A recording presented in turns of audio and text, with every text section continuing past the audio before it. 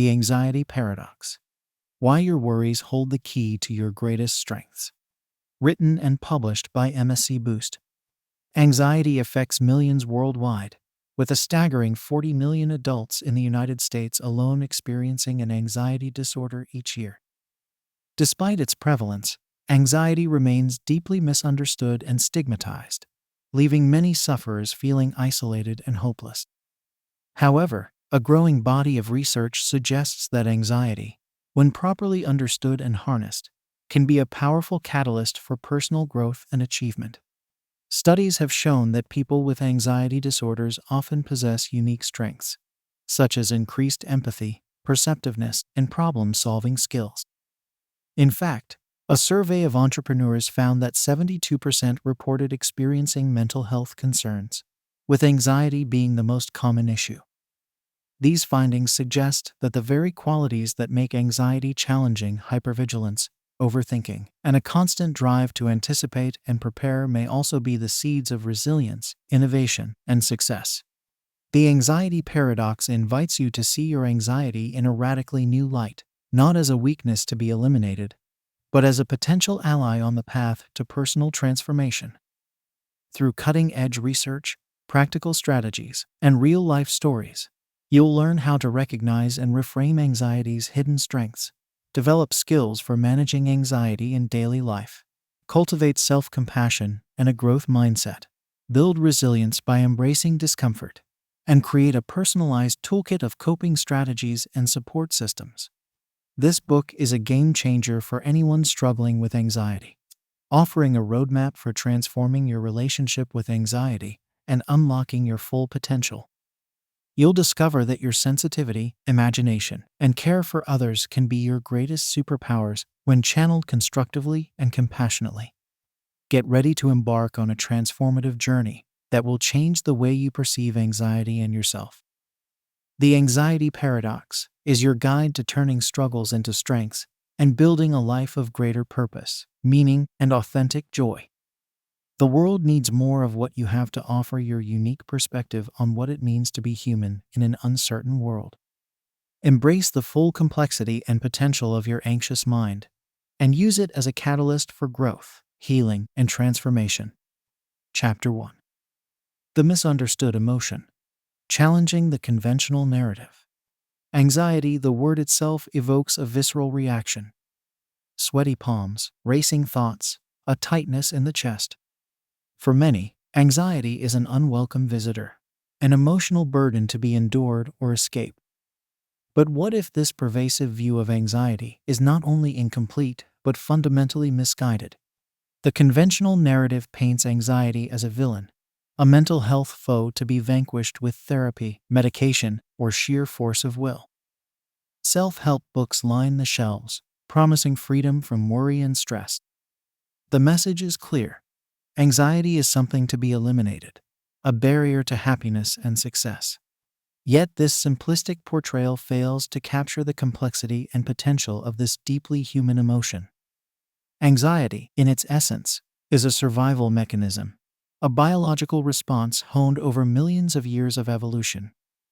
Our ancestors relied on anxiety to stay alert to threats, to make cautious decisions, to protect their families and communities. Without anxiety, the human species may not have endured the perils of a prehistoric world. In our modern landscape, anxiety still serves a crucial purpose, even if its triggers have shifted from saber-toothed tigers to job interviews and social media. Anxiety can be a powerful motivator, propelling us to prepare for challenges and strive for excellence. It can sharpen our focus, enhance our performance, and drive us to innovate and problem-solve. When we label anxiety as purely negative, we risk missing its inherent strengths and opportunities for growth. We pathologize a normal human experience, heaping shame and stigma on those who struggle with it. We limit our own potential by avoiding the discomfort that often precedes personal transformation. This is not to say that all anxiety is healthy or adaptive. Anxiety disorders are real and debilitating, requiring professional intervention and support. But for many people, anxiety exists on a spectrum, a continuum of intensity and impact. By learning to recognize and work with our anxiety, rather than against it, we can tap into its hidden benefits. This book challenges you to rethink your relationship with anxiety, to see it not as an enemy, but as a potential ally. Over the following chapters, we will explore the science behind anxiety, the ways it manifests in our thoughts, emotions, and behaviors, and the strategies to harness its power for personal and professional growth. We will confront the cultural myths and misconceptions that perpetuate anxiety shame and learn to reframe our worries as opportunities for self-discovery and resilience building. We will develop practical tools for managing anxiety in the moment and cultivating a lifestyle that supports long-term emotional well-being. Transforming your relationship with anxiety is not a quick fix or a one-size-fits-all solution. It requires curiosity, courage, and a willingness to sit with discomfort. But by embarking on this journey, you open yourself up to a richer, more authentic way of being in the world. Anxiety does not have to define or limit you. With the right mindset and strategies, it can be a catalyst for unlocking your greatest strengths and living your most fulfilling life. Let's begin the process of understanding, accepting, and harnessing the power of this misunderstood emotion. Chapter 2. The evolutionary purpose of anxiety. Why it's hardwired in our brains. Anxiety may feel like a personal failing, a glitch in our mental programming that sets us apart from the carefree and confident. But the truth is, anxiety is a fundamental part of the human experience, etched into our very DNA. To understand why anxiety feels so inescapable, we must trace its roots back to the dawn of human history. Our earliest ancestors faced a world of constant danger, where survival hinged on the ability to detect and respond to threats. The ones who survived long enough to pass on their genes were those with a finely tuned sense of fear, an instinct that allowed them to anticipate predators, avoid poisonous plants, and navigate treacherous terrain. This fear response, which we now call anxiety, was a crucial evolutionary adaptation. When our ancestors encountered a potential threat, their bodies unleashed a cascade of physiological changes. Their hearts raced, pumping oxygen-rich blood to their muscles. Their breathing quickened, allowing them to take in more air. Their senses sharpened, making them hyper-aware of their surroundings. This fight, flight, or freeze response enabled them to react swiftly and decisively in the face of danger. In the modern world, we may not face the same life or death threats as our ancestors, but our brains are still wired for survival. The same neural circuitry that kept them alive now fires in response to more abstract dangers: job loss, social rejection, financial insecurity. Our anxiety is not a sign of weakness, but a testament to the incredible resilience and adaptability of the human species. So why does anxiety often feel so overwhelming and unhelpful in our current lives? One reason is that our brain's threat detection system has not evolved as quickly as our environment has changed. We are biologically primed to react to immediate, tangible threats, but many of the challenges we face today are chronic and diffuse. Our anxiety response, which was designed to be acute and short-lived, can become perpetually activated by the ongoing stressors of modern life.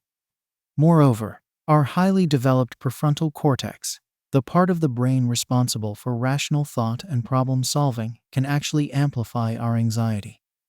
We can imagine future scenarios, ruminate on past events, and create elaborate worst-case scenarios in our minds. This cognitive ability, while crucial for planning and decision-making, can also trap us in cycles of worry and fear. However, understanding the evolutionary purpose of anxiety can be empowering. It allows us to reframe our anxiety not as a personal defect, but as a natural and even adaptive response to perceived threats. By recognizing the protective function of our anxiety, we can start to work with it rather than against it. This does not mean resigning ourselves to a life of constant fear and worry. Rather, it means developing a new relationship with our anxiety, one based on curiosity, compassion, and self-awareness. By learning to decipher the messages our anxiety is sending us, we can gain valuable insights into our needs, values, and areas for growth. For instance, if we find ourselves constantly anxious about work deadlines, it may be a sign that we need to reassess our priorities, communicate more effectively with our colleagues, or develop better time management strategies. If we experience intense social anxiety, it may point to a need for greater self-acceptance, assertiveness skills, or a more supportive social network. Of course, learning to interpret and respond to our anxiety in a healthy way is a process, one that requires patience, practice, and often professional guidance.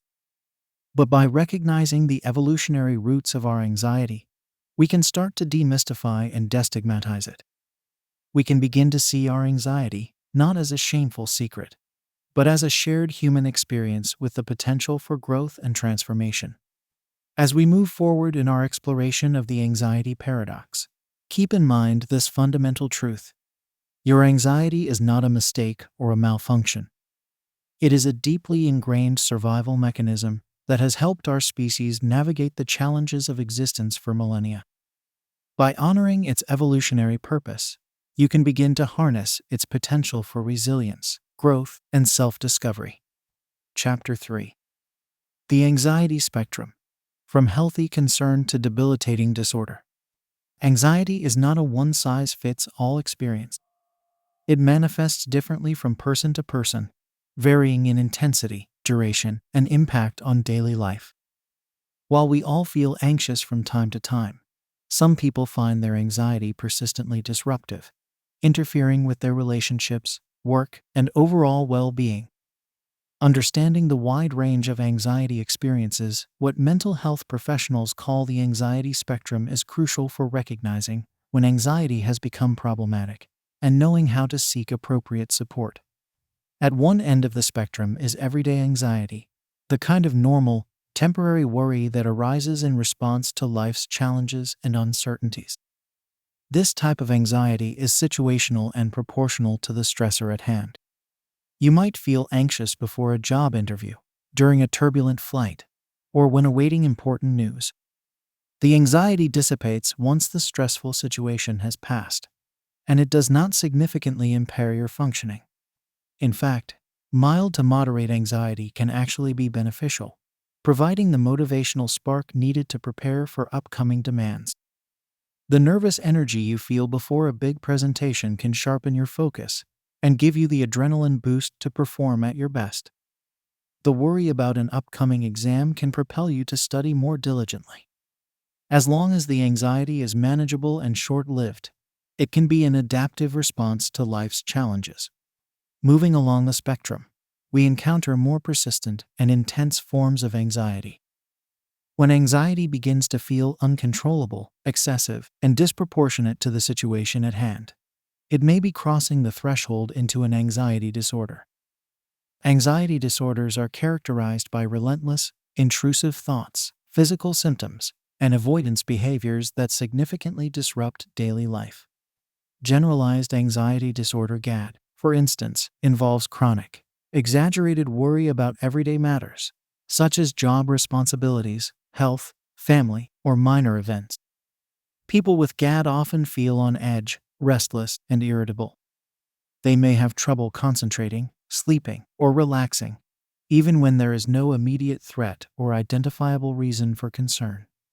Panic disorder involves recurrent, unexpected panic attacks, sudden surges of intense fear accompanied by physical symptoms such as heart palpitations, trembling, shortness of breath, or dizziness.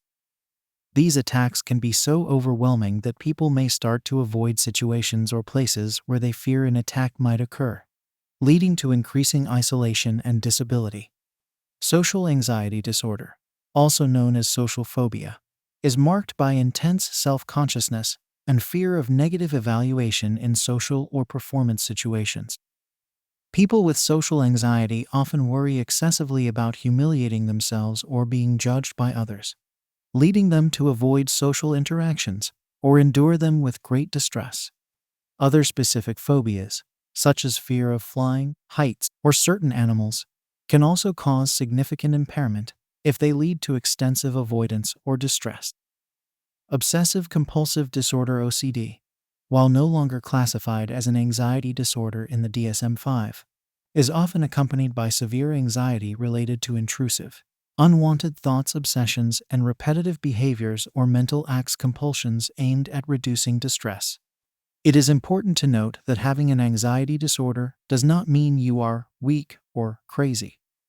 Anxiety disorders are real, treatable medical conditions that result from a complex interplay of genetic, biological, environmental, and psychological factors. They can affect anyone, regardless of age, gender, or background. If you find yourself consistently struggling with anxiety that feels overwhelming, uncontrollable, and disruptive to your daily life, it may be time to seek professional help. A qualified mental health provider, such as a psychologist, psychiatrist, or licensed therapist, can provide a comprehensive evaluation and recommend an appropriate course of treatment. Treatment options for anxiety disorders typically include psychotherapy, such as cognitive behavioral therapy (CBT), which helps you identify and change unhelpful thought patterns and behaviors. Medication, such as antidepressants or anti-anxiety drugs, or a combination of both. Self-care practices, such as regular exercise, mindfulness meditation, and stress management techniques, can also be valuable tools in managing anxiety symptoms. Remember, seeking help is a sign of strength, not weakness. By acknowledging your struggles and reaching out for support, you are taking a courageous step towards reclaiming your life from anxiety. As we explore the anxiety paradox further, keep in mind that no matter where you fall on the anxiety spectrum, you are not alone.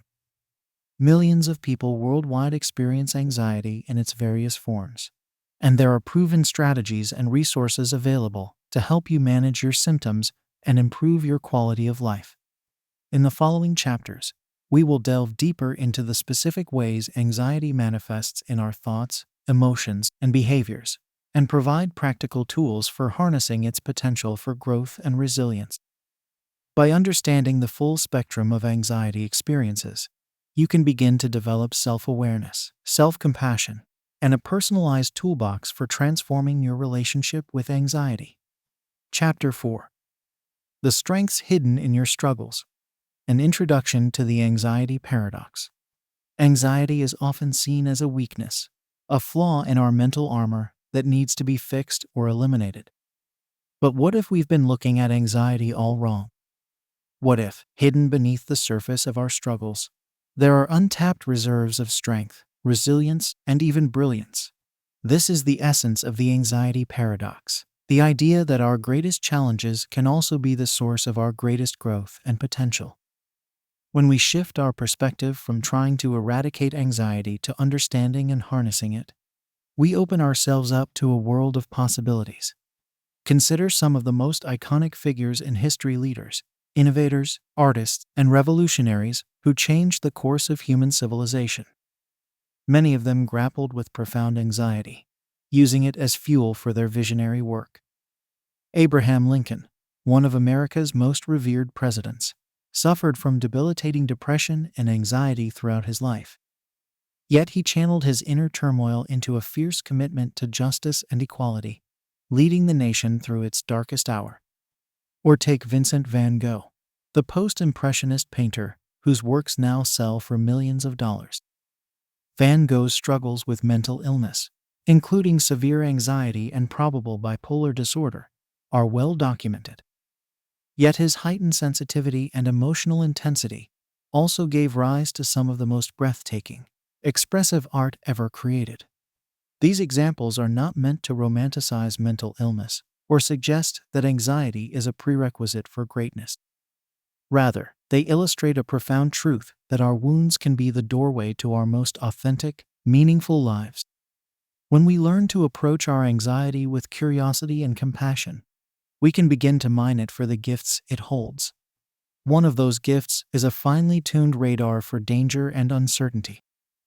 Anxious people are exquisitely attuned to potential threats in the environment, which can make them excellent problem solvers and risk managers. In a world of rapid change and complex challenges, this ability to anticipate and mitigate risks is an invaluable asset. Anxiety can also be a powerful motivator, propelling us to prepare, plan, and perform at a high level. The nervous energy we feel before a big presentation or exam can sharpen our focus and heighten our mental acuity. The fear of failure can drive us to work harder, to push beyond our perceived limits, and to strive for excellence in all we do. Moreover, anxiety can be a catalyst for deepening our self-awareness and personal growth. When we're forced to confront our fears and insecurities, we have an opportunity to examine our beliefs, values, and patterns of behavior. We can ask ourselves difficult questions. What really matters to me? What kind of person do I want to be? How can I live a life that aligns with my deepest truth? This process of self-inquiry is rarely comfortable, but it is essential for developing resilience, authenticity, and a sense of purpose. By learning to sit with our discomfort, to lean into our anxiety rather than running from it, we cultivate the inner strength and flexibility needed to navigate life's inevitable ups and downs.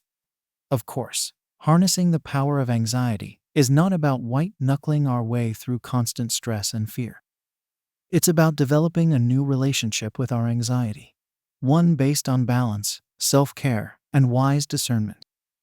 It's about learning to recognize when our anxiety is helpful and adaptive, and when it's become destructive or paralyzing. This is where the tools and strategies outlined in the following chapters come in. By developing mindfulness, challenging anxious thoughts, and building a lifestyle that supports mental wellness, we can begin to channel our anxiety in productive ways. We can learn to use it as a compass, guiding us towards our true north, rather than letting it control our every move. The anxiety paradox is not about glorifying or romanticizing mental illness. It's about recognizing the inherent value and potential in every human being, no matter their struggles or challenges. It's about shifting our cultural narrative around anxiety from one of stigma and shame to one of resilience and growth. As you read through the rest of this book, I invite you to approach your own anxiety with a spirit of openness and curiosity. What might your fears and worries be trying to tell you? What strengths and talents might be hiding beneath the surface of your struggles? By learning to harness your anxiety for good, you can tap into a wellspring of creativity, courage, and transformation.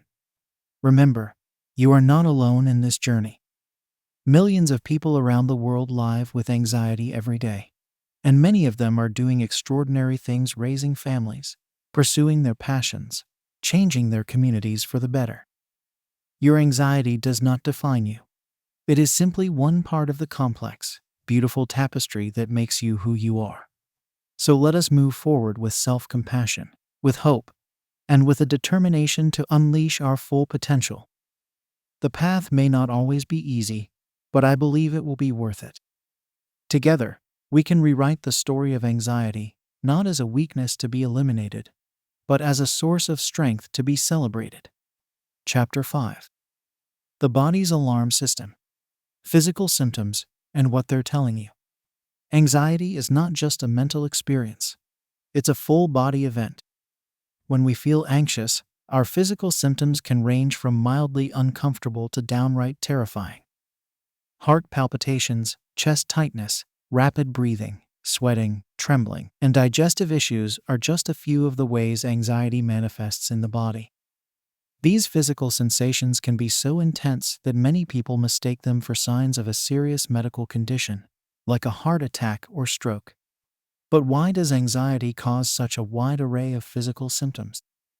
The answer lies in our body's hardwired survival mechanism, the fight, flight, or freeze response.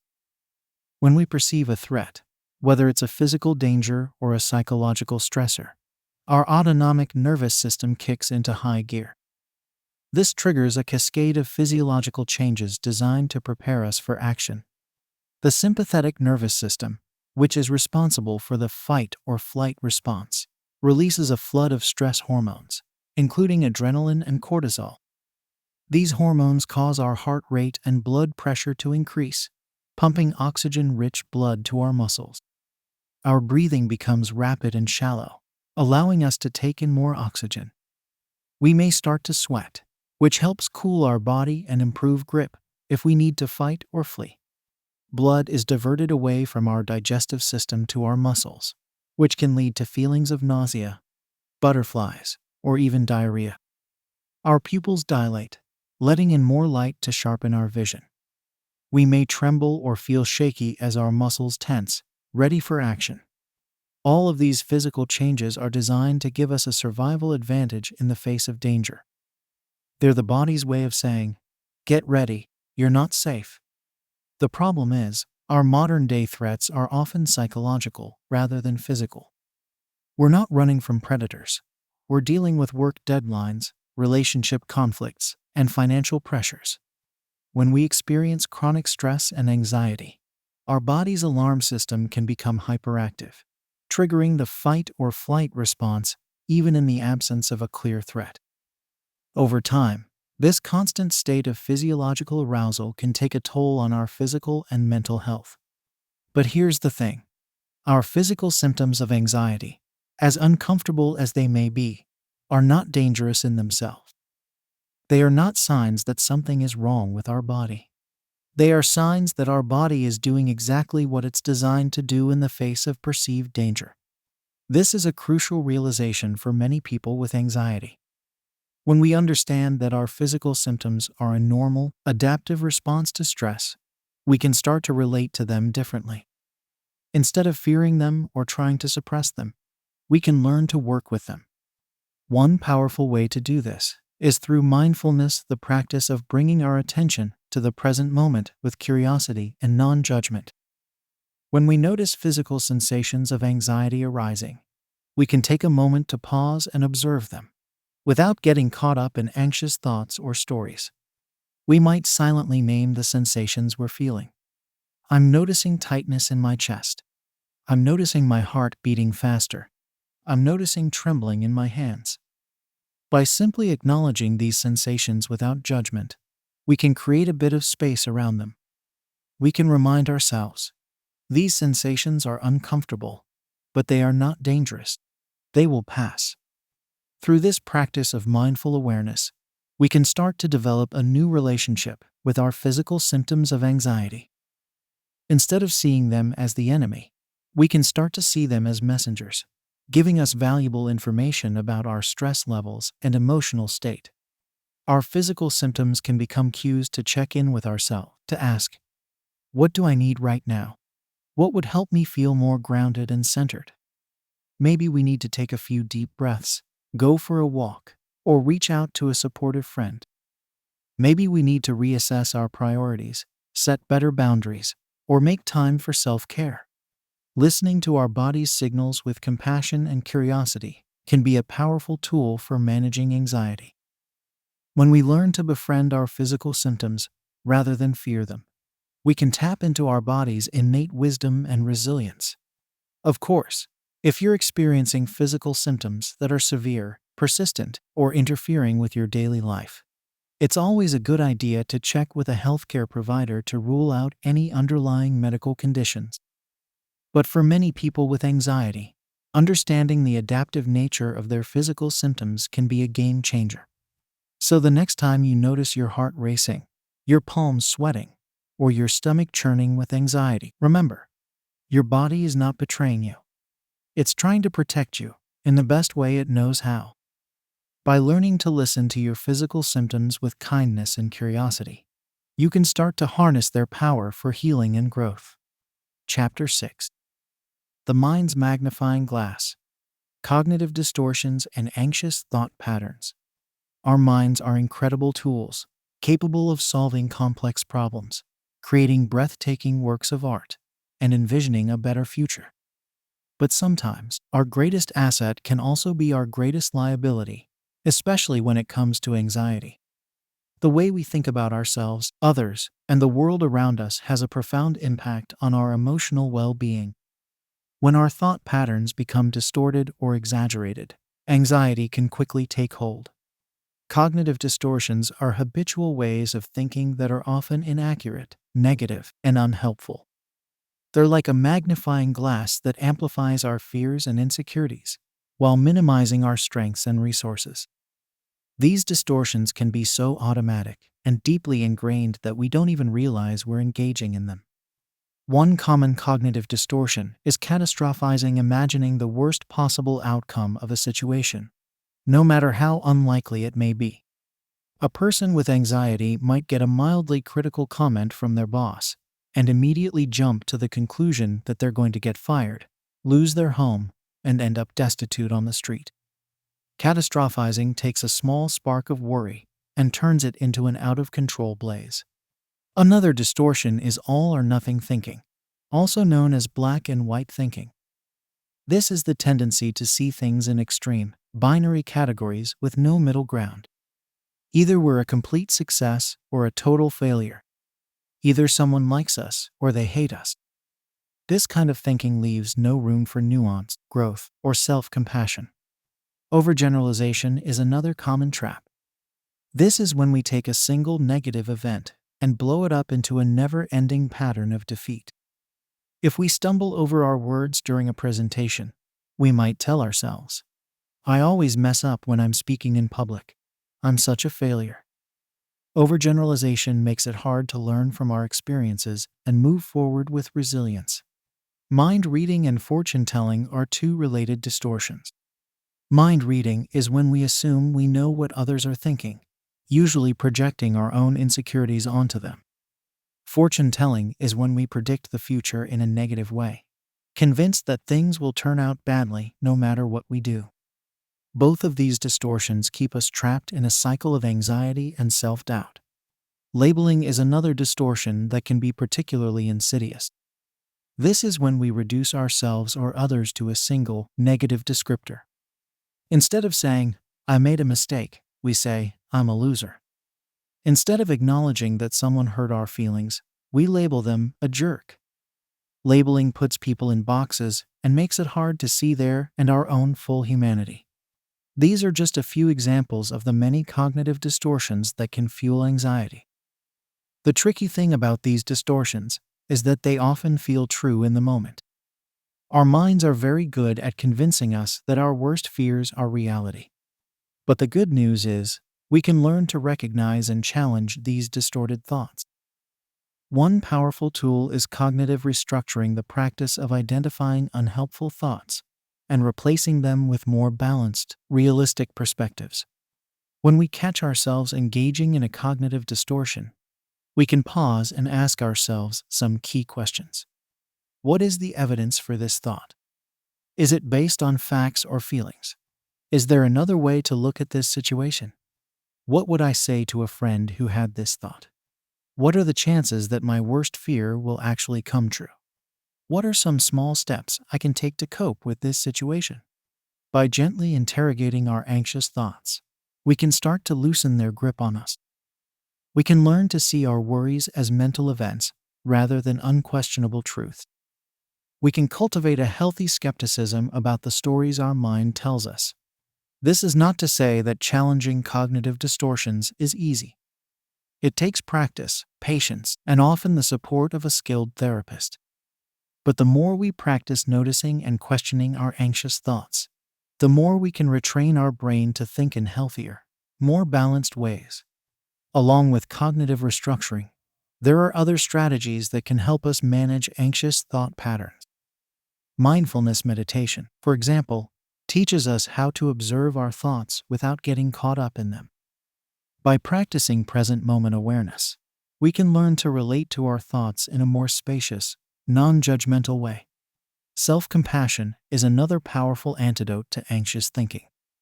When we're caught in a spiral of negative self-talk, we can practice speaking to ourselves with the same kindness and understanding we would offer a good friend. We can remind ourselves that everyone struggles, that we're doing our best, and that we deserve care and support. Challenging cognitive distortions and cultivating healthier thought patterns is a lifelong practice. It's not about achieving a state of perpetual positive thinking or never experiencing anxiety again. It's about developing a more flexible, resilient relationship with our own mind. By learning to recognize the mind's magnifying glass and challenge the distortions it creates, we can start to see ourselves and the world with greater clarity and compassion. We can learn to trust our ability to handle life's challenges, one thought at a time, and we can begin to harness the power of our mind for healing, growth, and transformation. Chapter 7. The Behavioral Traps: Avoidance, Reassurance Seeking, and Other Anxiety-Driven Actions. Anxiety is not just an internal experience. It has a profound impact on how we behave in the world. When we're caught in the grip of anxiety, our actions can often become driven by a desperate need to find relief from the discomfort we feel. We may find ourselves avoiding situations that trigger our fears, seeking constant reassurance from others, or engaging in repetitive behaviors that we believe will keep us safe. While these behaviors may provide temporary relief, they can ultimately reinforce and strengthen our anxiety in the long run.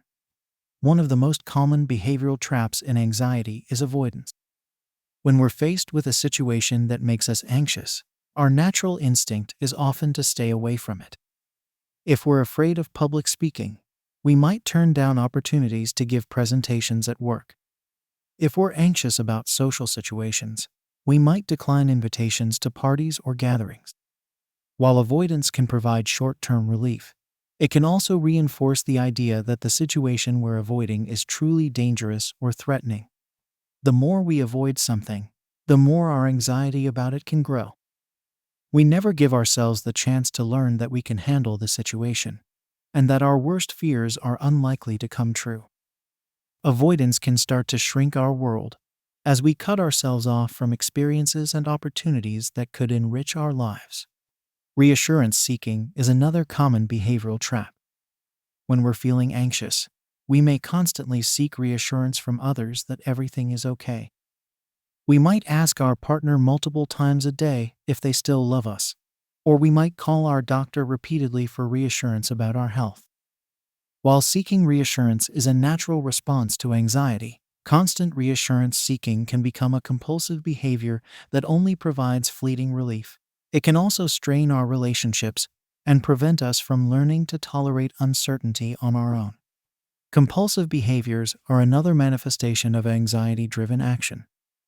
A person with obsessive-compulsive disorder (OCD), for example, may engage in repetitive behaviors like hand washing or checking in order to quell their anxiety about contamination or harm.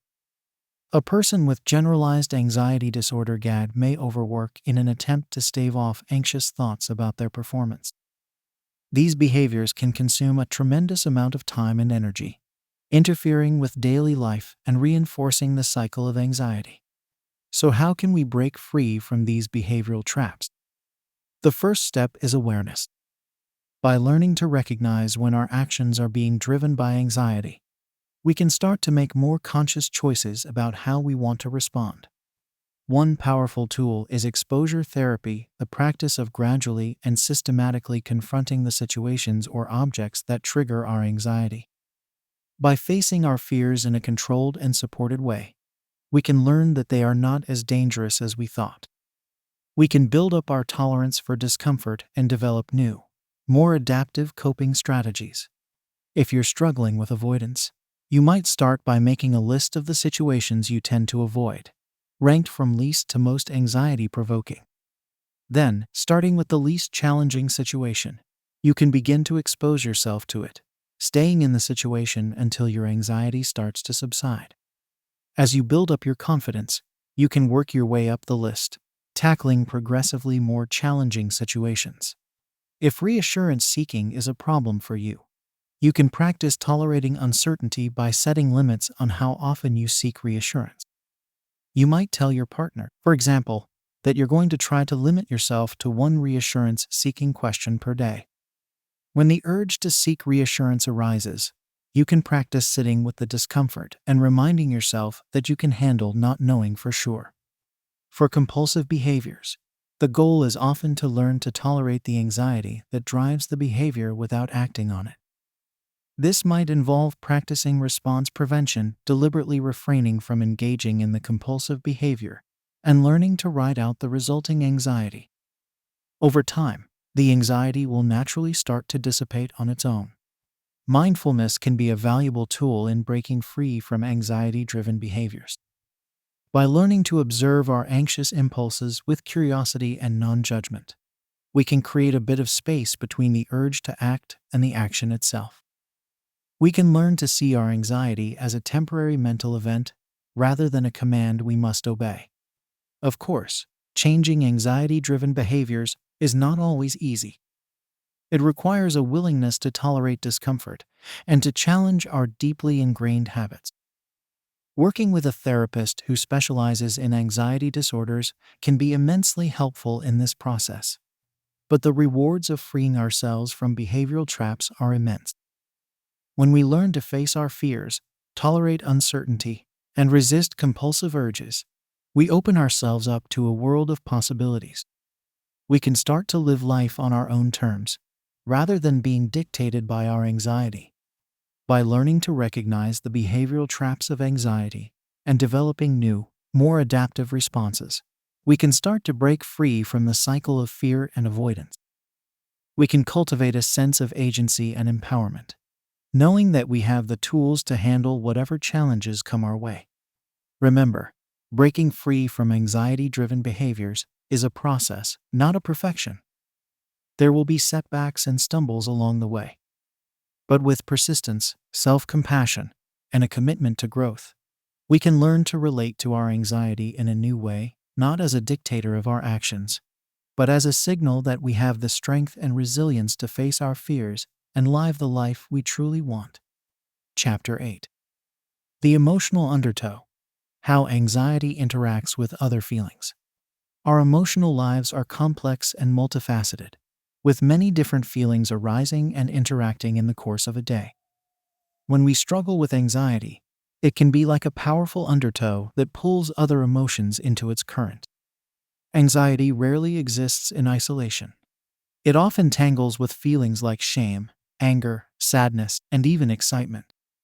By understanding how anxiety interacts with other emotions, we can develop a more nuanced and compassionate relationship with our inner world. Shame is a common companion to anxiety. When we're caught in the grip of anxious thoughts and feelings, we may start to judge and criticize ourselves harshly. We may feel like there's something fundamentally wrong with us for feeling so afraid or worried. This shame can be deeply painful, leading us to hide our struggles from others and suffer in silence. The antidote to shame is self-compassion, learning to treat ourselves with the same kindness and understanding we would offer a good friend. When we're feeling anxious and ashamed, we can practice reminding ourselves that anxiety is a normal, human experience. We can place a hand on our heart and offer ourselves words of comfort and support, such as, "This is really hard right now, and it's okay to be struggling. I'm here for you." Anger is another emotion that can get stirred up by anxiety. When we're feeling chronically anxious, our nervous system is in a constant state of heightened arousal. This can make us more irritable, reactive, and prone to lashing out at others. We may find ourselves snapping at loved ones or getting disproportionately angry over small frustrations. Mindfulness can be a powerful tool for managing anxiety-driven anger.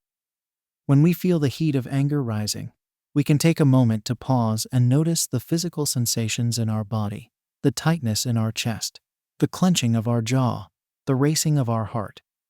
By bringing our attention to these sensations with curiosity and acceptance, we can create a bit of space between the trigger and our reaction. We can learn to respond rather than react. Sadness and grief are also deeply intertwined with anxiety for many people. When we're struggling with intense anxiety, we may feel a profound sense of loss of peace, loss of joy, loss of the person we used to be before anxiety took hold. We may grieve for the things our anxiety has taken from us, like relationships, opportunities, or a sense of ease in the world.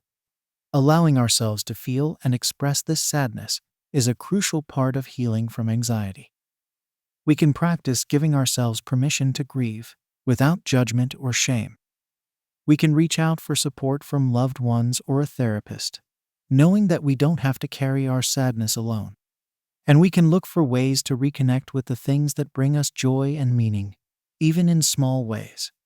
Even positive emotions like excitement and joy can sometimes trigger anxiety. If we're used to feeling anxious all the time, the unfamiliar sensation of happiness can be unsettling.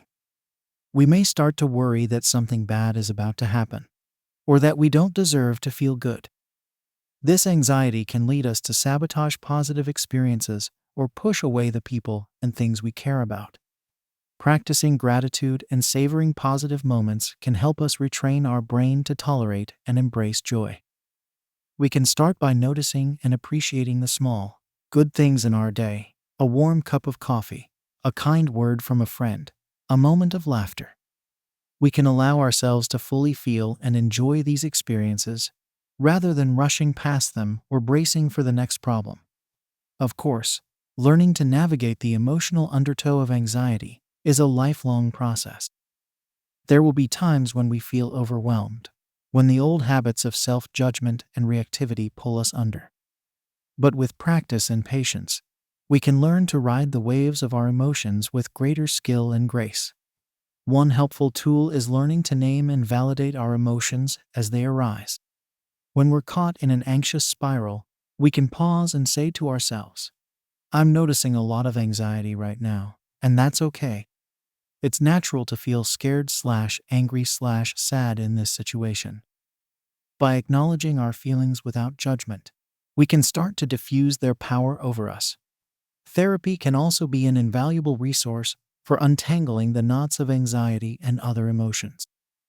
A skilled therapist can help us explore the roots of our emotional patterns, develop new coping strategies, and practice self-compassion in a safe and supportive space.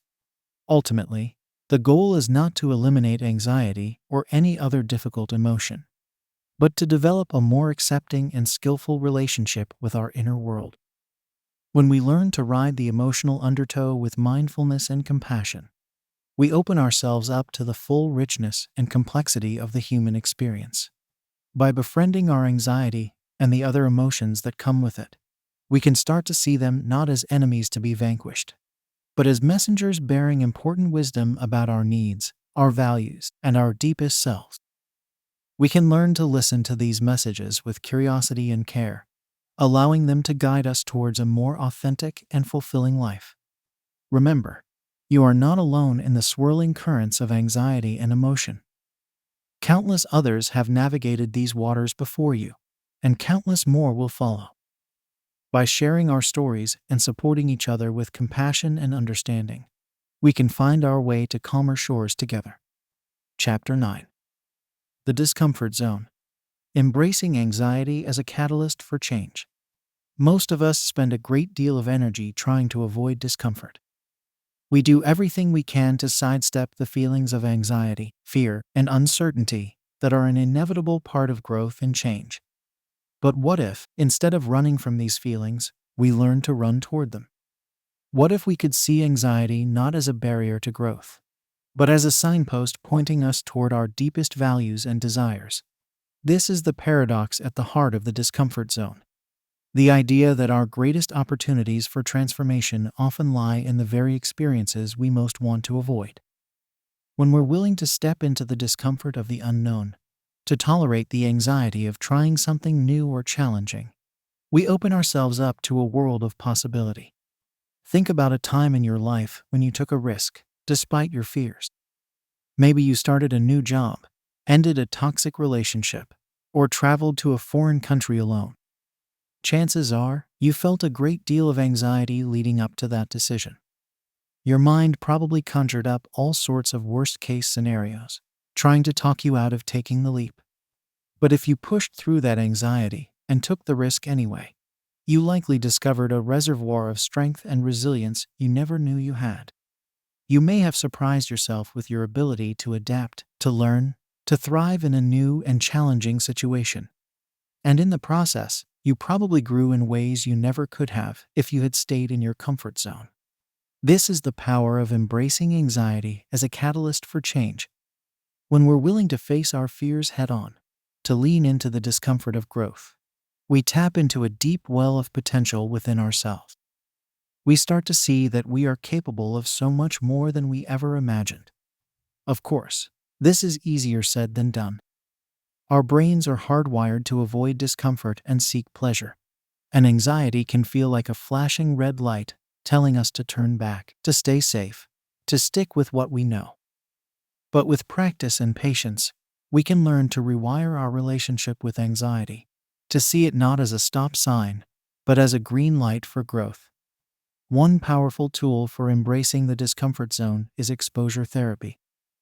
This is the practice of gradually and systematically confronting the situations or objects that trigger our anxiety, allowing ourselves to feel the fear and discomfort fully, without trying to escape or avoid it. Over time, through repeated exposure, our anxiety starts to diminish, and we develop a greater sense of mastery and confidence in our ability to handle challenging situations. Exposure therapy can take many forms, depending on the nature of your anxiety. If you have a fear of public speaking, for example, you might start by giving a short presentation to a group of supportive friends, then work your way up to larger and more high-stakes audiences. If you struggle with social anxiety, you might start by striking up conversations with strangers in low-pressure settings, like a coffee shop or a park. Then gradually work your way up to more challenging social situations. The key to successful exposure therapy is to start small and work your way up gradually, at a pace that feels challenging but manageable. It's also important to approach the process with self-compassion and patience, recognizing that setbacks and stumbles are a normal part of the journey. Another powerful tool for embracing the discomfort zone is mindfulness. When we're in the grip of anxiety, our minds tend to get caught up in worries about the future or regrets about the past. Mindfulness is the practice of bringing our attention back to the present moment, with curiosity and non-judgment. When we practice mindfulness in the face of anxiety, we learn to observe our anxious thoughts and feelings without getting swept away by them. We can notice the physical sensations of anxiety in our body, the racing heart, the tightness in our chest, the butterflies in our stomach, and simply allow them to be there, without trying to fight them or push them away. Over time, through the practice of mindfulness, we start to develop a different relationship with our anxiety. We learn to see it as a temporary mental event, rather than a fundamental truth about ourselves or the world. We start to trust in our ability to handle discomfort, to ride the waves of anxiety without getting pulled under. Embracing the discomfort zone also requires a willingness to let go of perfectionism and control. So often, our anxiety is fueled by a deep-seated belief that we need to do everything perfectly, that we need to be in control at all times. But the truth is, life is messy and unpredictable, and no amount of perfectionism or control can shield us from that fact. When we're willing to let go of the need for perfection and control, we open ourselves up to the beauty and richness of life in all its messy glory. We start to see that our worth is not contingent on our achievements or our ability to avoid mistakes, but on our inherent value as human beings. Embracing the discomfort zone is a lifelong practice, one that requires courage, compassion, and a deep commitment to growth. It's not about eliminating anxiety altogether, but about learning to work with it, to harness its energy for transformation and change. The rewards of this practice are immeasurable. When we're willing to step into the discomfort zone, we discover a sense of aliveness and vitality that we never knew was possible. We start to see challenges and setbacks not as threats, but as opportunities for learning and growth. We develop a deep trust in ourselves and in the resilience of the human spirit. So the next time you feel the stirrings of anxiety, the next time you find yourself at the edge of your comfort zone, take a deep breath and remind yourself, this is where the magic happens. This is where you have the opportunity to become the person you've always known you could be. Embracing anxiety as a catalyst for change is not about denying or minimizing the very real challenges and struggles that come with anxiety disorders. It's about recognizing that, even in the midst of our darkest and most difficult experiences, there is always the potential for growth and transformation. By learning to befriend our anxiety, to see it as a wise, if sometimes overzealous teacher, we open ourselves up to a life of greater meaning, purpose, and fulfillment. We start to see that our struggles are not a sign of weakness or inadequacy, but a testament to our courage and resilience in the face of adversity. Embracing the discomfort zone is an act of profound self-love and self-acceptance. It's a way of saying to ourselves, I trust in my ability to handle whatever life brings my way. I am willing to face my fears and step into the unknown, because I know that's where my greatest growth and healing lie. So let yourself be uncomfortable. Let yourself feel the fear and the uncertainty and the doubt. And know that, in doing so, you are planting the seeds of your own transformation, nurturing the growth of a life beyond your wildest dreams. Chapter 10. The Power of Exposure.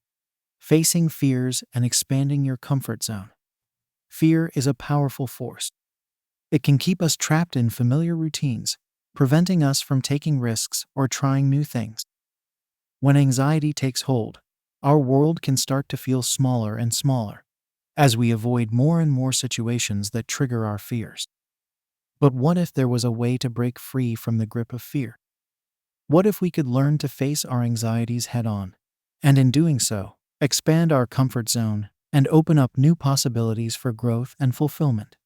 This is where the power of exposure comes in. Exposure therapy is a well-established technique in cognitive behavioral therapy (CBT) that involves gradually and systematically confronting the situations or objects that trigger our anxiety. The goal is not to eliminate fear altogether, but to learn to tolerate and manage it, so that it no longer controls our lives. The principle behind exposure therapy is simple. The more we avoid something we fear, the more that fear grows. But when we face our fears directly, we give ourselves the opportunity to learn that the worst-case scenarios our anxious minds conjure up rarely come to pass. We start to build a sense of mastery and confidence in our ability to handle challenging situations. Of course, the idea of deliberately seeking out anxiety-provoking situations can feel daunting, even downright terrifying. That's why exposure therapy is typically done in a gradual, step-by-step manner, with the guidance and support of a trained therapist. The first step is often to create a hierarchy of feared situations, ranking them from least to most anxiety-provoking. For someone with a fear of public speaking, for example, the hierarchy might look something like this: practicing a presentation alone in front of a mirror, giving the presentation to a trusted friend or family member, presenting to a small group of colleagues, speaking up in a meeting at work, giving a presentation to a large audience at a conference.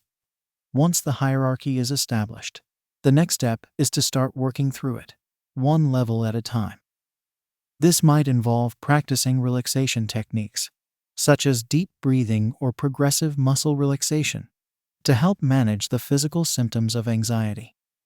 It might also involve challenging anxious thoughts and beliefs, and developing more realistic and helpful ways of thinking. As you work through the hierarchy, it's important to stay in each anxiety-provoking situation long enough for your fear to start to subside. This can be uncomfortable, even scary, but it's through this prolonged exposure that real change happens. Over time, as you face your fears again and again, you start to develop a greater tolerance for anxiety and a greater sense of confidence in your ability to handle it. One of the most powerful things about exposure therapy is that it doesn't just help with specific phobias or fears, it can have a ripple effect throughout your entire life. As you start to expand your comfort zone in one area, you may find that you become more willing to take risks and try new things in other areas as well.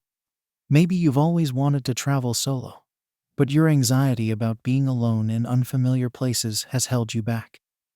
As you work through your fear hierarchy related to social situations, you may find that your confidence in navigating new environments starts to grow as well.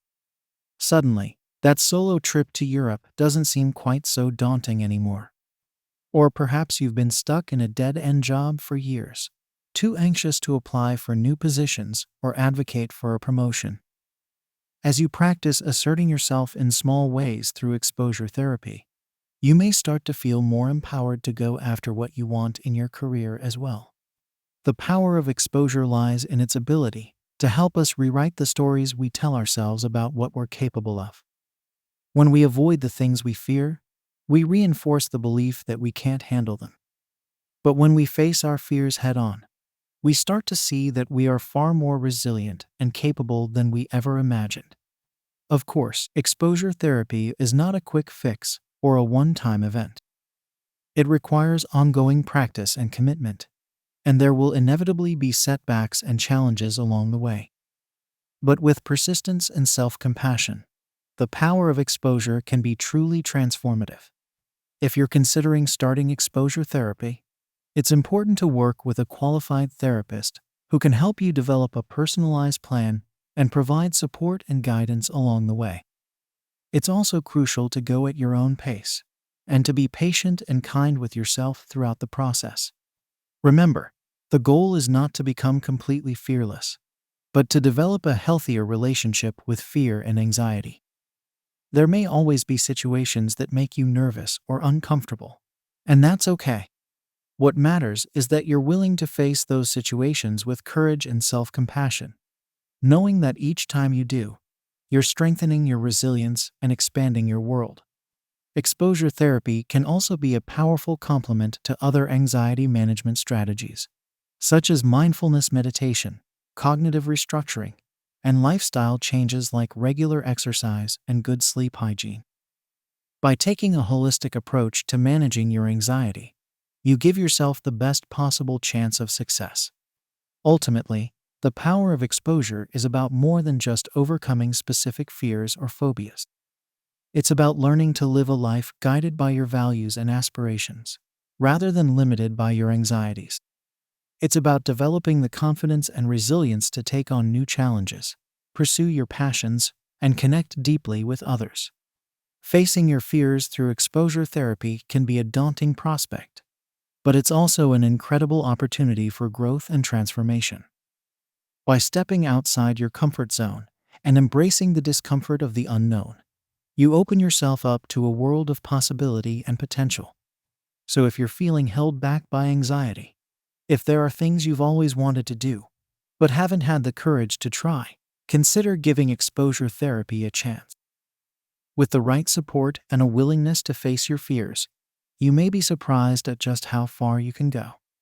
And remember, every time you choose to face your fears, no matter how small the step may seem, you're sending a powerful message to yourself and to the world that you are stronger than your anxiety, and that you refuse to let it hold you back from living the life you truly want. That is the power of exposure, the power to reclaim your life from the grip of fear, one brave step at a time. Chapter 11. The Perfectionist's Dilemma: Transforming Unrealistic Standards into Healthy Striving. Perfectionism is a double-edged sword. On one hand, the drive to excel can propel us to great heights, pushing us to hone our skills, work hard, and strive for excellence. On the other hand, when perfectionism becomes excessive, it can lead to chronic anxiety, procrastination, and a perpetual sense of never being good enough. For many people with anxiety, perfectionism is a familiar frenemy, a trait that feels essential to their success, but also keeps them trapped in a cycle of self-criticism and fear of failure. At its core, perfectionism is about control. In a world that often feels unpredictable and chaotic, perfectionism can give us a sense of order and mastery. If we can just get everything right, if we can avoid making any mistakes, then we can keep anxiety at bay.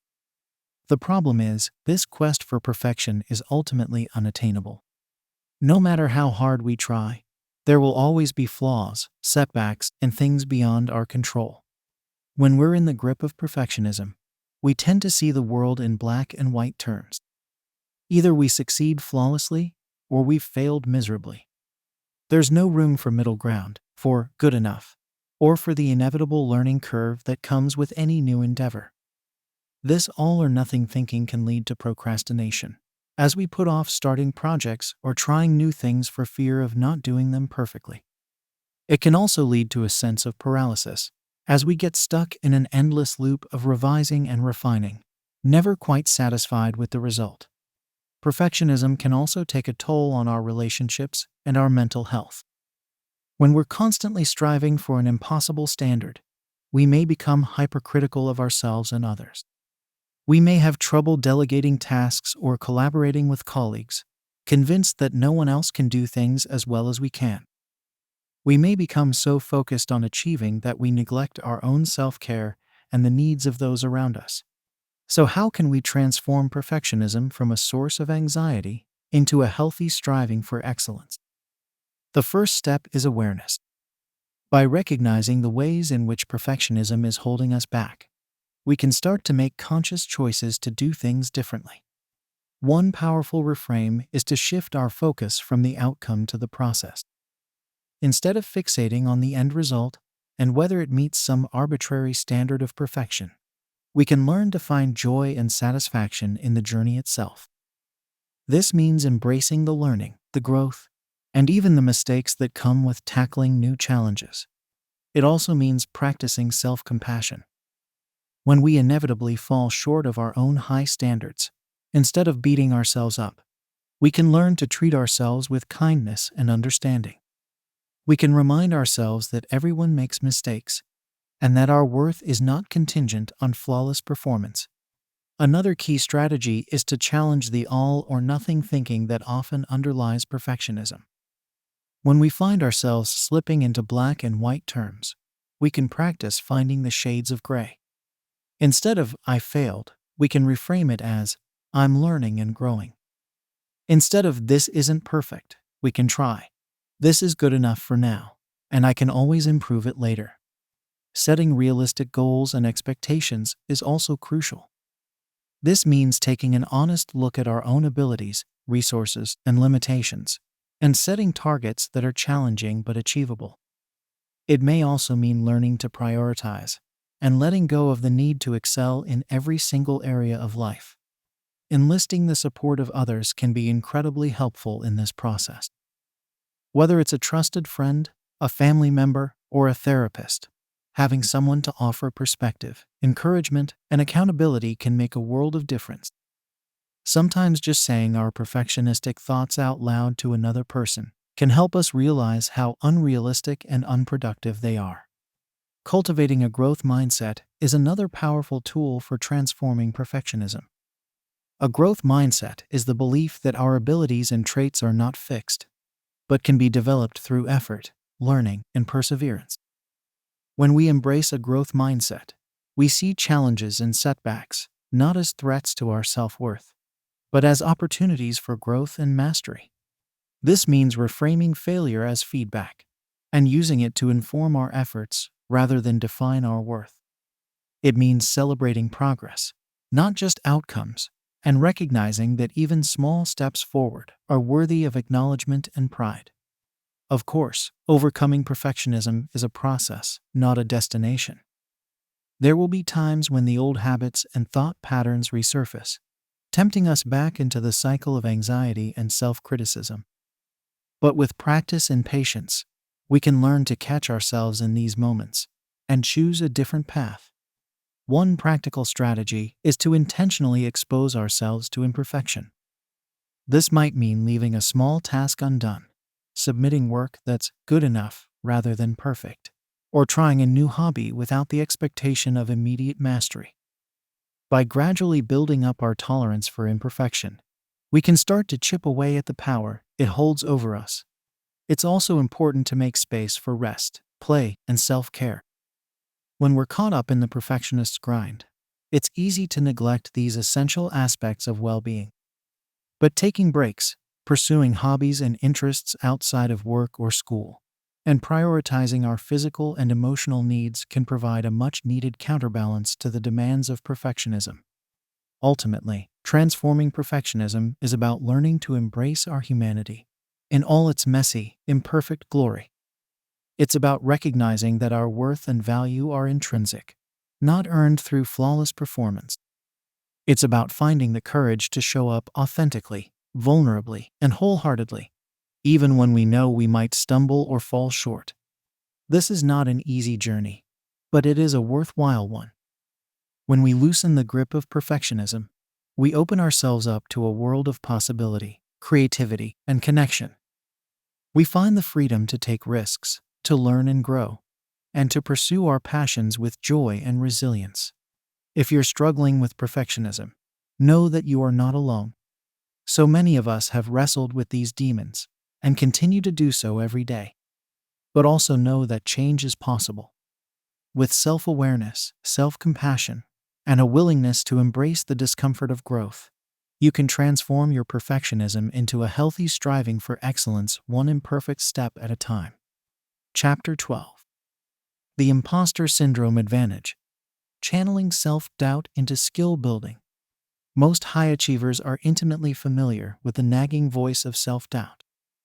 Despite outward success and accomplishments, they often feel like frauds, attributing their triumphs to luck, timing, or the mistaken belief of others in their abilities. This phenomenon, known as imposter syndrome, is surprisingly common, affecting an estimated 70% of people at some point in their lives. For those grappling with anxiety, imposter syndrome can be particularly debilitating, fueling a cycle of self-doubt, overwork, and burnout. But what if we could flip the script on imposter syndrome? What if, instead of seeing it as a weakness to be overcome, we could learn to harness its hidden advantages?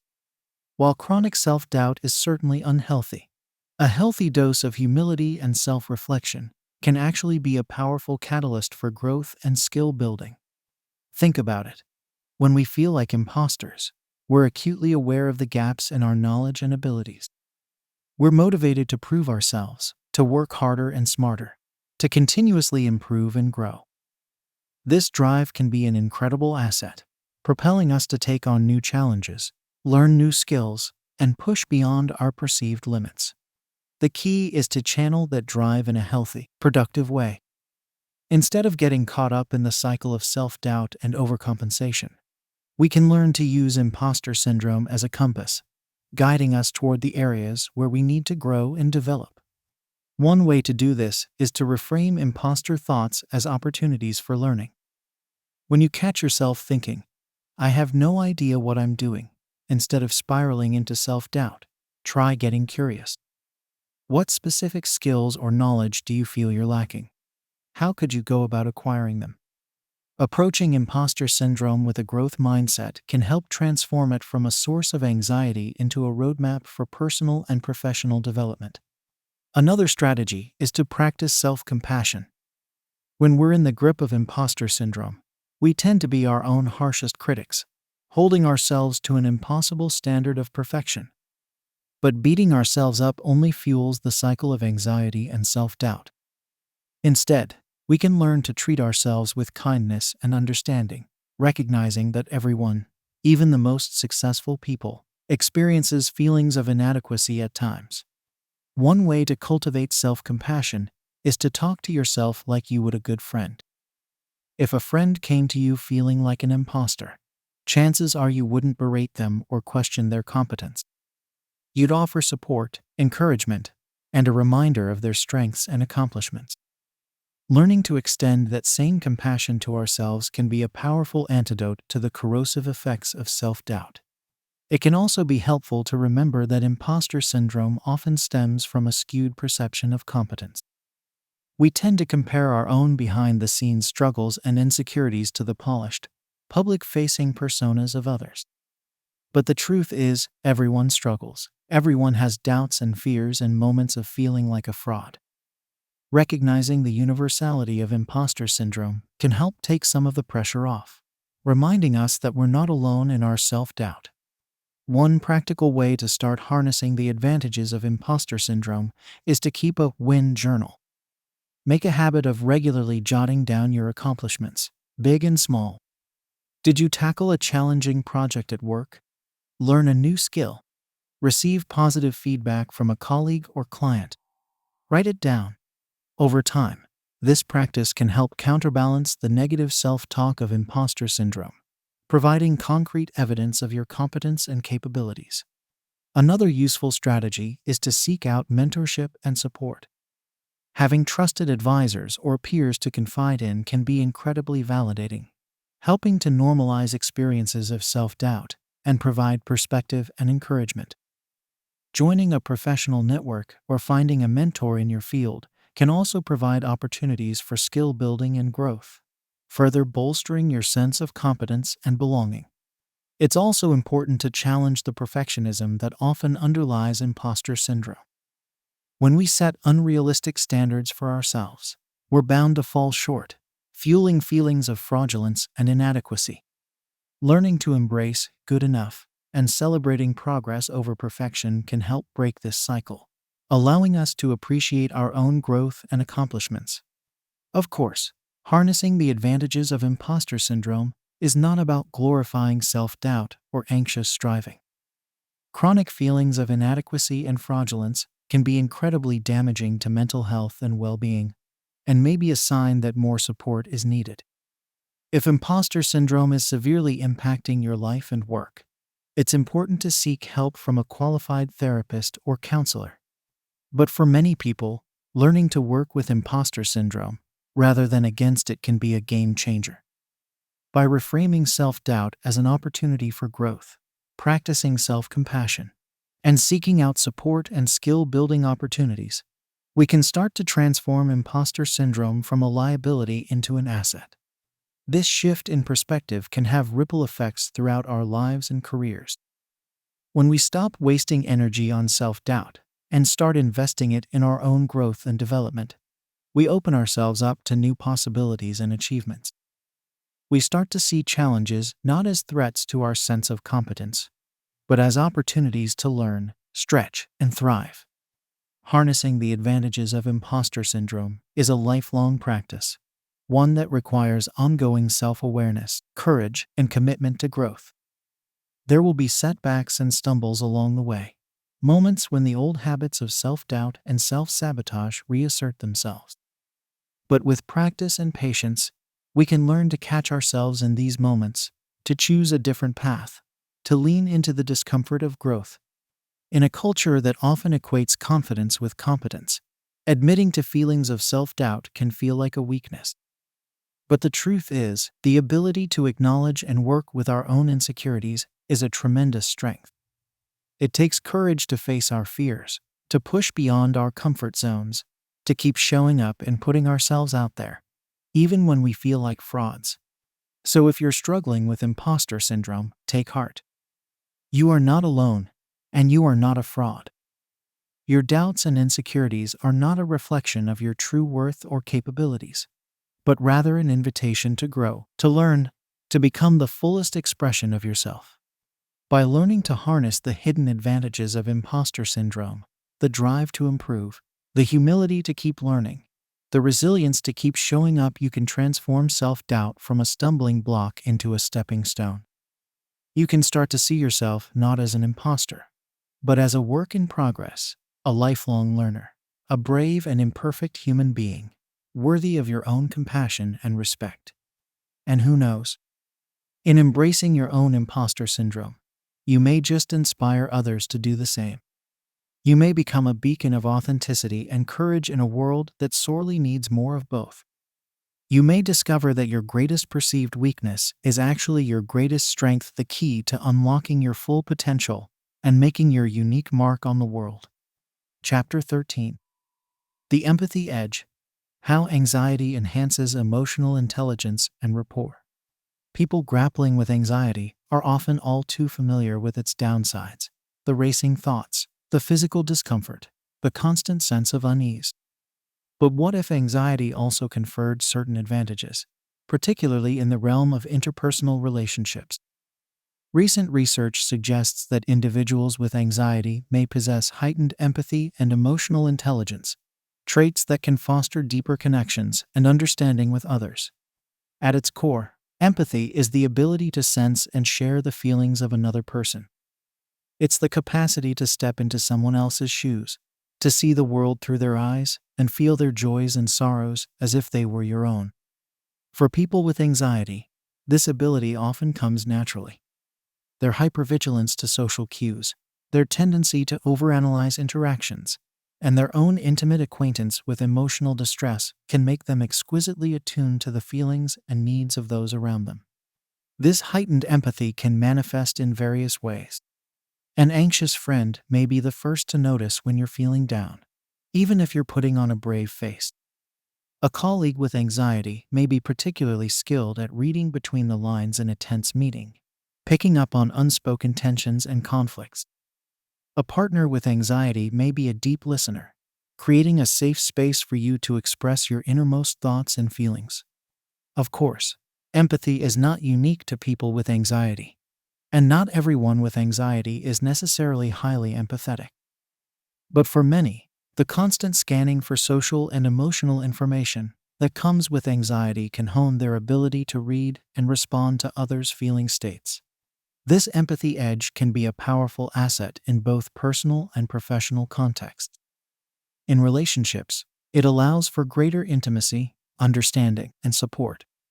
When we feel truly seen and understood by another person, it can be incredibly validating and healing. In the workplace, empathy is increasingly recognized as a key leadership skill, enabling managers to build trust, motivate teams, and navigate complex interpersonal dynamics. But empathy is not just about sensing others' feelings. It's also about communicating that understanding back to them. This is where emotional intelligence comes in, the ability to recognize, understand, and manage one's own emotions and the emotions of others. People with anxiety often score high on measures of emotional intelligence, perhaps because their own struggles have forced them to develop a keen understanding of emotional landscapes. This emotional intelligence can translate into superior communication and rapport-building skills. When we can name and validate someone else's emotional experience, it sends a powerful message of acceptance and understanding. It lets the other person know that their feelings are normal, that they're not alone, that they're supported.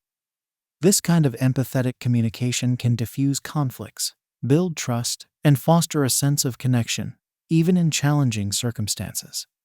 Of course, the heightened empathy and emotional attunement that can come with anxiety is not always easy to manage. Taking on others' feelings as if they were your own can be exhausting, even overwhelming at times. It's important for highly empathetic individuals to learn strategies for setting boundaries, practicing self-care, and regulating their own emotions. Mindfulness can be a useful tool in this regard. By learning to observe one's own thoughts and feelings with curiosity and non-judgment, individuals with anxiety can start to create a bit of healthy distance between themselves and others' emotional states. They can learn to extend empathy and understanding without becoming enmeshed or overwhelmed. It's also important to remember that empathy is not about fixing others' problems or taking responsibility for their emotions. Sometimes the most empathetic response is simply to listen, to validate, to sit with someone in their distress without trying to change or solve it. Practicing this kind of non-judgmental, accepting presence can be a gift to others and to oneself. For people with anxiety, learning to harness their empathy edge is an ongoing process. It requires self-awareness, emotional regulation skills, and a willingness to engage with discomfort. But the rewards, deeper relationships, enhanced communication, greater self-understanding are well worth the effort. If you're someone who struggles with anxiety, you may have spent a lot of time focusing on the challenges and pain it causes. But what if you could start to see your anxiety as a potential source of strength, particularly in the interpersonal realm? What if you could learn to leverage your heightened empathy and emotional intelligence to build richer, more fulfilling connections with others? This shift in perspective isn't about glossing over the very real difficulties of anxiety. It's about recognizing that our greatest struggles can sometimes hold the seeds of our greatest strengths. It's about learning to work with, rather than against, the unique sensitivities and capacities that anxiety can bring. So if you find yourself feeling overwhelmed by your own emotions or the emotions of others, remember that this sensitivity is not a weakness. It's a potential superpower, a way of deeply understanding and connecting with the people around you. With practice and self-compassion, you can learn to wield this power for good, to create a world with a little more empathy, a little more emotional intelligence, a little more heart. This is the empathy edge, the hidden gift of anxiety that allows us to touch and be touched by the emotional lives of others. It's not always easy, but it's always worthwhile. Because in a world that can feel increasingly disconnected and divided, the ability to truly see and feel with others is a rare and precious thing. It's a light in the darkness, a bridge across the divides, a reminder of our shared humanity. So embrace your empathy, your sensitivity, your big, beautiful, anxious heart. The world needs more of you, not less. Your ability to feel deeply is not a flaw. It's your finest feature. Lean into it, learn from it. Let it guide you toward a life of greater connection, meaning, and love. That is the true power of the empathy edge. Chapter 14. The Preparation Principle. Leveraging worry to boost performance and resilience. The notion of leveraging worry to enhance performance might seem counterintuitive, even paradoxical. After all, worry is often seen as the enemy of achievement, a mental and emotional drain that saps our energy and undermines our confidence. But for many people with anxiety, worry can also serve as a powerful motivator, a driver of thorough preparation and contingency planning that can lead to improved outcomes and greater resilience in the face of challenges. This is not to suggest that all worry is helpful or adaptive. Excessive, uncontrollable worry that interferes with daily functioning is a hallmark of generalized anxiety disorder, a condition that causes significant distress and impairment. But for individuals with milder or more situational anxiety, worry can sometimes be harnessed as a tool for growth and success. The key lies in what we might call the preparation principle, the idea that the mental rehearsal and problem solving that often accompanies worry can help us feel more equipped to handle the challenges we face. When we worry, we tend to envision potential obstacles and pitfalls, to game out different scenarios and outcomes. This process, while uncomfortable, can actually lead to greater clarity and confidence when the moment of truth arrives.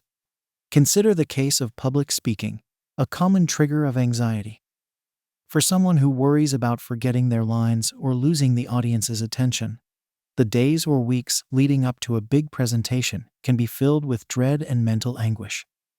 But that same worry can also drive them to prepare extensively, to research their topic inside out, to script and rehearse their remarks, to anticipate tough questions and formulate thoughtful responses. Come the day of the presentation, that thorough preparation becomes a source of strength and assurance. Knowing they've done the work to be ready for anything, the speaker can step on stage with greater poise and self-possession. Even if things don't go perfectly, they have the cognitive and emotional resources to adapt and recover in the moment. This pattern of leveraging worry for preparation and resilience can be applied across many domains of life and work. The student who worries about a crucial exam may be driven to study more rigorously, developing a deeper mastery of the material. The employee who worries about an upcoming performance review may be motivated to take on stretch assignments, seek feedback, and proactively address areas for improvement. The parent who worries about their child's well-being may become a fierce advocate and problem solver, developing contingency plans for every imaginable scenario. Of course, making worry work for us rather than against us is not always a straightforward proposition. Worry without action can quickly spiral into rumination and paralysis, leaving us more anxious and less prepared. To harness the preparation principle, we need to learn to channel our worry into concrete, productive behaviors. One way to do this is to practice purposeful worrying, setting aside specific times and contexts to engage with our worries strategically. Rather than letting worry consume us at all hours of the day and night, we can create dedicated worry sessions where we allow ourselves to fully explore and process our anxieties. During these sessions, we can write out our worries, brainstorm solutions, and develop action plans to address our concerns. Another strategy is to learn to distinguish between productive and unproductive worry. Productive worry is focused on things we can control or influence, and leads to constructive problem solving and preparation. Unproductive worry, on the other hand, revolves around hypotheticals and catastrophes beyond our control, and leads only to more anxiety and stress. By learning to recognize and redirect unproductive worry, we can conserve our mental and emotional energy for the challenges we can actually tackle. Reframing anxiety as a signal for preparation and growth can also be a powerful cognitive shift. Rather than seeing our worry as a sign that we're inadequate or incapable, we can learn to view it as a reminder to step up our game, to rise to the occasion. Every time worry arises, we can ask ourselves, how can I use this feeling to better prepare myself? What steps can I take to build my competence and confidence? This reframe is not about denying or suppressing the discomfort of anxiety. Worry, even when harnessed, is rarely a pleasant experience. But by finding the function, and even the value in our worry, we can start to develop a more accepting and proactive relationship with it. We can learn to ride the wave of our anxiety, rather than being pulled under by it. Of course, leveraging worry for performance and resilience is not a panacea. There will be times when our anxiety exceeds our capacity to prepare, when the challenges we face outstrip our best laid plans. In these moments, self-compassion and support-seeking become especially critical. We need to be able to forgive ourselves for not having all the answers, to reach out for help and guidance, to remember that our worth is not contingent on flawless execution, but with practice and persistence. The preparation principle can become a powerful ally on the path of personal growth and achievement. By learning to alchemize our worry into readiness and resourcefulness, we can develop a more robust sense of self-efficacy, the belief in our ability to meet life's challenges and prevail. This is the hidden upside of anxiety, the potential for our worries and fears to propel us towards greater mastery and resilience. It's not about eliminating anxiety altogether, but about harnessing its energy for good. It's about recognizing that our most uncomfortable emotions often carry the seeds of our transformation, if we're willing to plant them and see what grows. So the next time you find yourself in the grip of worry, take a moment to pause and reflect. What is this feeling trying to tell you? What steps can you take to channel it into purposeful preparation? How can you use the discomfort of anxiety as a springboard for growth and achievement? The answers may not come easily, and the process will likely be uncomfortable. But in learning to leverage our worry for performance and resilience, we open up new possibilities for ourselves and our lives. We discover that anxiety need not be a barrier to success, but can actually be the very thing that drives us towards it. And in that discovery, we find a source of strength and self-assurance that cannot be taken away. We learn to trust in our ability to rise to the occasion, to meet uncertainty with readiness, to face our fears, and come out stronger on the other side. That is the power and the promise of the preparation principle. Chapter 15. The Innovation Impulse. Anxiety as a driver of creativity and problem solving. The relationship between anxiety and creativity is complex and often misunderstood. Pop culture portrayals of the tortured artist or neurotic genius suggest that anxiety is almost a prerequisite for creative brilliance. While these stereotypes are certainly oversimplifications, there is some truth to the notion that anxiety can be a potent fuel for innovation and original thinking. This is not to glorify anxiety or suggest that mental health struggles are a necessary price to pay for creativity. Anxiety disorders can be debilitating and are not to be romanticized. But for many people, the restless energy, the overthinking, the constant mental churn that characterizes anxiety can also spur creative breakthroughs and problem-solving insights. One way to understand this link is through the lens of divergent thinking, the ability to generate multiple, novel ideas and solutions. Divergent thinking is a key component of creativity, allowing us to break free from conventional ways of seeing and doing things. Anxiety, with its tendency to make us question assumptions, anticipate worst-case scenarios, and spin out endless what-ifs, can actually boost divergent thinking.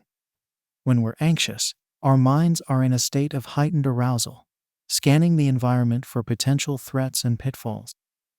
This hypervigilance, while exhausting, can also make us more attuned to subtle details and connections that others might miss. We may be quicker to spot patterns, anomalies, or opportunities for improvement, all fodder for creative ideation. Anxiety can also drive us to challenge the status quo, to question whether the way things have always been done is truly the best or only way. The discomfort of anxiety can be a powerful motivator to seek out new and better solutions, to innovate out of necessity. Many groundbreaking inventions and artistic movements have been born out of a deep dissatisfaction with a prevailing order, a restless desire to push boundaries and forge new paths. Of course, anxiety is not always a creative boon.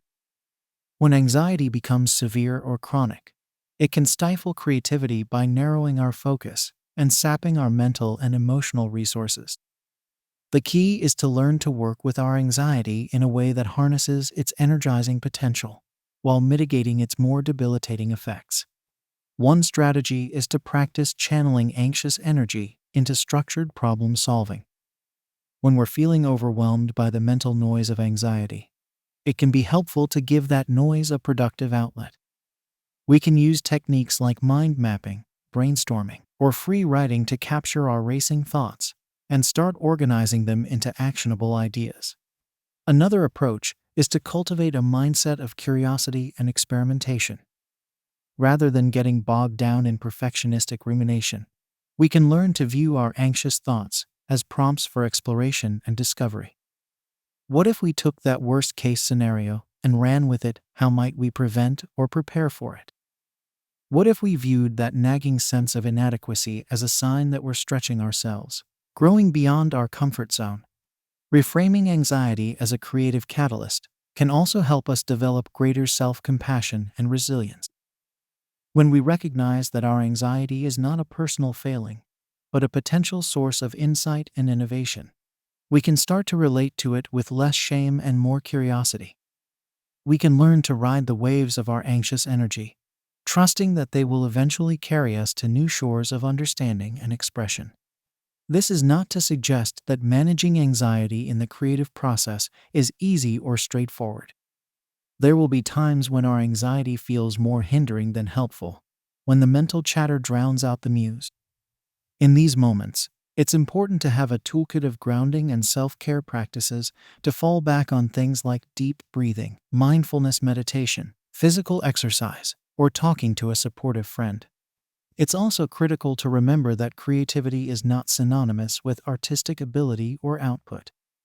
We can be creative in all areas of our lives, in our relationships, our work, our hobbies, our daily problem solving.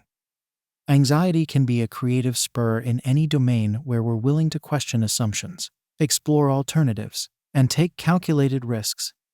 Ultimately, learning to harness anxiety for creativity and innovation is an ongoing, individual journey. What works for one person may not work for another, and what works in one context may not translate to others. The key is to stay curious, experimental, and self-compassionate, to view our anxiety not as a fixed identity, but as a fluid resource that we can learn to work with over time. For some, this may mean seeking out professional help to manage anxiety symptoms and develop healthy coping strategies. For others, it may mean cultivating a regular creative practice, writing, drawing, tinkering, problem solving, to give anxious energy a consistent outlet. For still others, it may mean building a support network of fellow anxious innovators, people who understand and relate to the unique challenges and opportunities of the anxious creative process. Whichever path we choose, the goal is not to eliminate anxiety, but to develop a more functional, even friendly, relationship with it. To see our anxiety not as an enemy to be vanquished, but as a potential ally in our creative pursuits. To recognize that the same sensitivity and intensity that can make us feel anxious and overwhelmed can also make us perceptive, imaginative, and resourceful. This is the innovation impulse, the spark of creative potential that lies within our anxiety. It's not always easy to access or control, but with patience, practice, and self-awareness, we can learn to fan that spark into a flame. We can learn to alchemize our anxiety into art, into invention, into fresh perspectives and bold solutions. And in doing so, we not only expand our own creative horizons, but also contribute to the collective pool of human ingenuity. We remind ourselves and others that the human mind is a marvel of adaptability and resilience, capable of transmuting even our darkest struggles into sources of light and growth. So let us not shrink from our anxiety, but learn to dance with it. Let us not see our mental health challenges as barriers to creativity, but as potential portals to new ways of seeing and being. Let us have the courage to face our fears and the curiosity to follow where they lead, trusting that the creative impulse is always there, waiting to be tapped. That is the promise and the practice of the innovation impulse, to find the seeds of creativity in the soil of our anxiety, and to grow them with care, compassion, and fierce determination. For in doing so, we not only heal ourselves, but also help to heal the world, one anxious, brilliant idea at a time. Chapter 16. The Leadership Lens. Harnessing anxiety to anticipate challenges and inspire others. The notion of anxiety as a leadership asset may seem counterintuitive at first glance. Leaders are often portrayed as paragons of confidence and unflappable calm, able to steer their teams through choppy waters without breaking a sweat. But in reality, many of the most effective leaders grapple with anxiety, using it as a tool for anticipating challenges, making sound decisions, and connecting authentically with others. One of the key ways anxiety can serve leaders is by keeping them vigilant to potential problems and pitfalls. The same hyper-awareness that can make anxiety feel overwhelming in personal contexts can be a real advantage in leadership roles, where anticipating and mitigating risks is a core competency. Leaders who are attuned to their own anxious impulses may be quicker to spot signs of trouble on the horizon, whether it's a shift in market conditions, a brewing team conflict, or a flaw in a proposed strategy. This attunement to potential threats doesn't have to translate into panic or paralysis. In fact, leaders who are comfortable with their own anxiety are often better equipped to respond to challenges with level-headedness and agility. By acknowledging and even welcoming the discomfort of uncertainty, they can avoid the pitfalls of denial or wishful thinking. They can make clear-eyed assessments of the situation and develop contingency plans to handle a range of outcomes. Anxiety can also make leaders more thorough and deliberate in their decision-making. The tendency to question assumptions, consider worst-case scenarios, and think through implications from multiple angles, all hallmarks of an anxious mind, can lead to more robust and well-reasoned choices. Leaders who harness their anxiety in the service of due diligence are less likely to be caught off guard by unexpected consequences or to fall prey to the kind of overconfidence that can lead to reckless gambles. Of course, this is not to suggest that leaders should be in a constant state of anxious second-guessing. There is a balance to be struck between analysis and action, between caution and boldness. The most effective leaders are able to use their anxiety as a tool for preparedness and perspective-taking, without getting bogged down in indecision or risk aversion. Another way anxiety can be an asset in leadership is by fostering greater empathy and emotional intelligence. Leaders who are intimately familiar with the experience of anxiety, the racing thoughts, the physical tension, the feelings of self-doubt, may be more attuned to signs of stress and struggle in their team members. They may be better equipped to create a culture of psychological safety, where people feel comfortable voicing concerns, admitting mistakes, and asking for help. This kind of empathetic leadership is particularly important in times of change and uncertainty, when anxiety levels are likely to be heightened across an organization. Leaders who can tune into and validate the emotional experiences of their teams, while also modeling resilience and hope, are better positioned to inspire trust and maintain morale. They understand that acknowledging anxiety is not a sign of weakness, but a necessary step in moving through it. Anxiety can also drive leaders to communicate more transparently and authentically. When we're feeling anxious, we often have a heightened need for information and reassurance. Leaders who channel this impulse constructively may be more proactive about sharing updates, rationales, and contingency plans with their teams. They understand that in the absence of clear communication, anxiety can quickly fill the void with worst-case assumptions and rumor.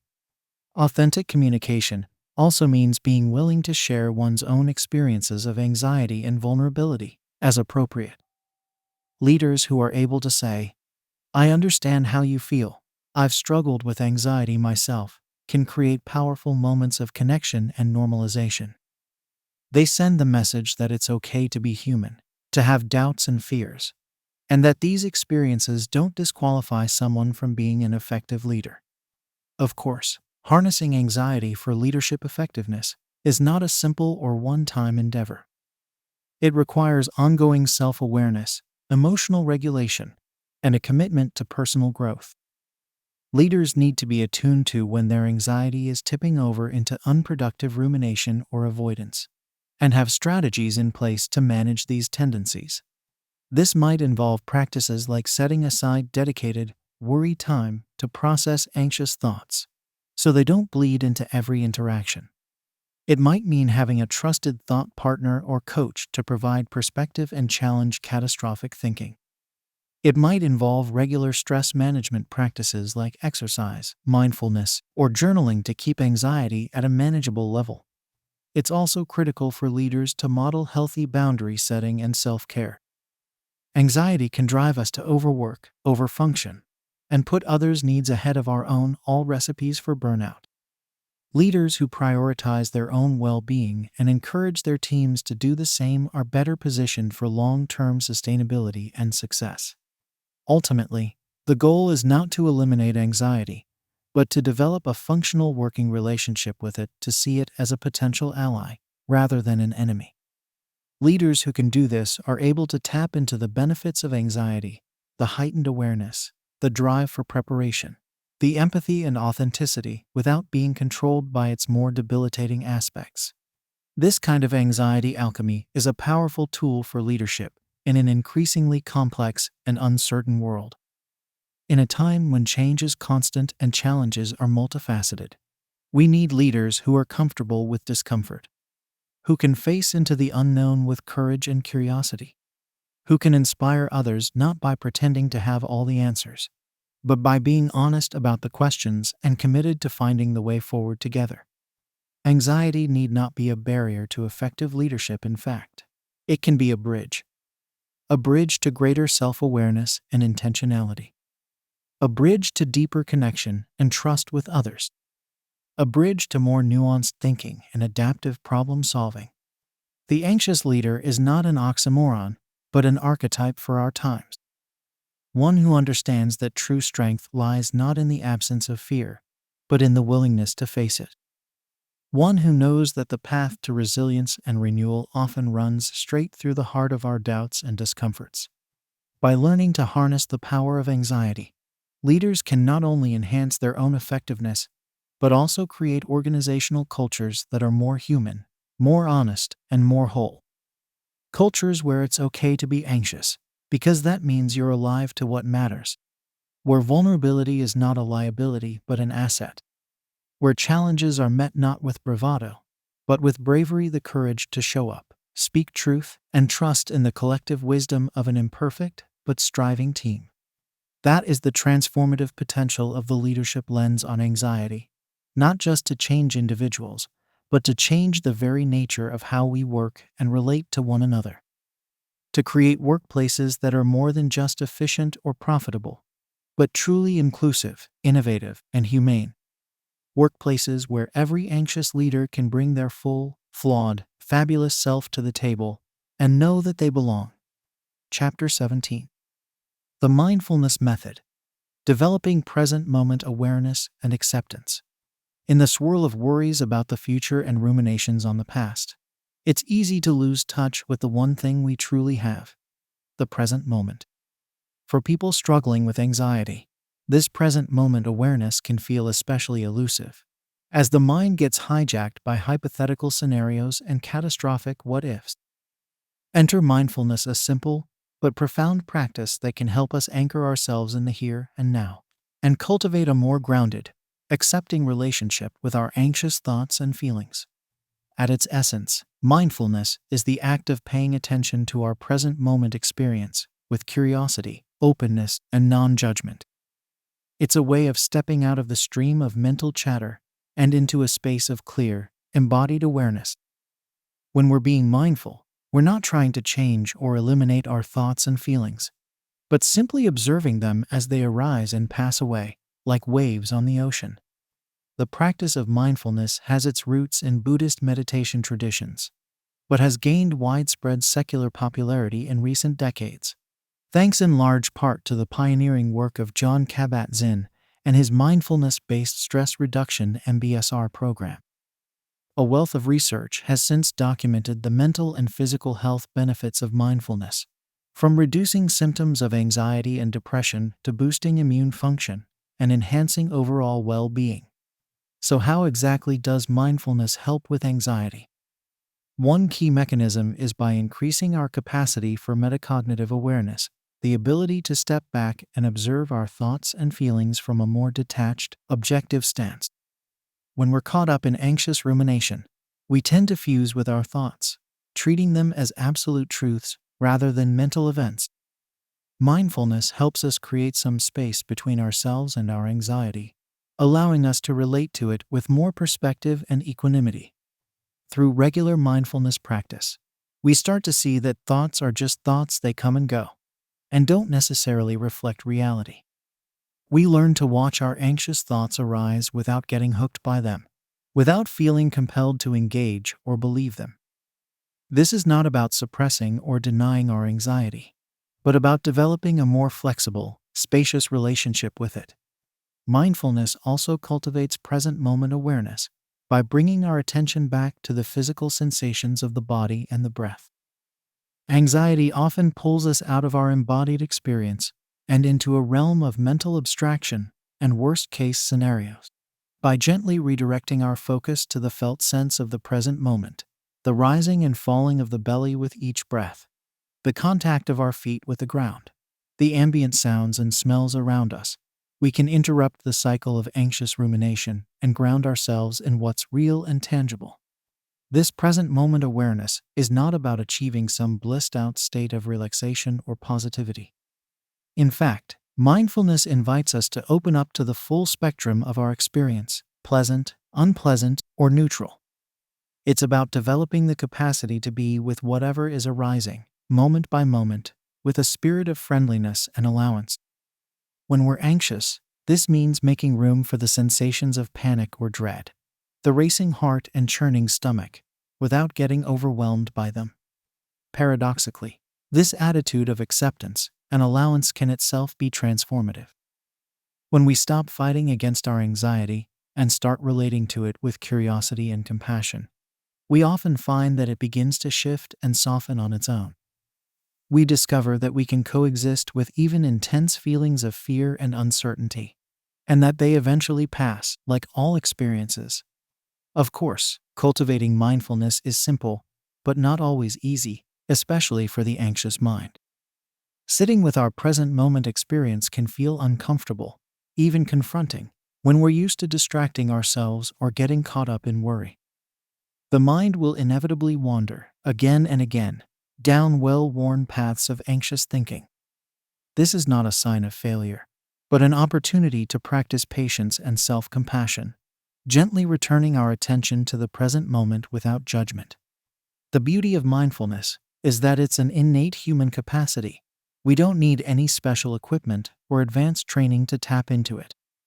While formal seated meditation is one powerful way to cultivate mindfulness, the practice can be integrated into every moment of our lives. We can bring mindful awareness to the sensations of walking or eating, the experience of listening to a friend or engaging in a hobby. Every moment offers an invitation to show up fully, to inhabit our lives with presence and purpose. For people with anxiety, a daily mindfulness practice can be a game changer. Even a few minutes of conscious breathing or body awareness each day can help interrupt cycles of worry and rumination and create a sense of grounded calm.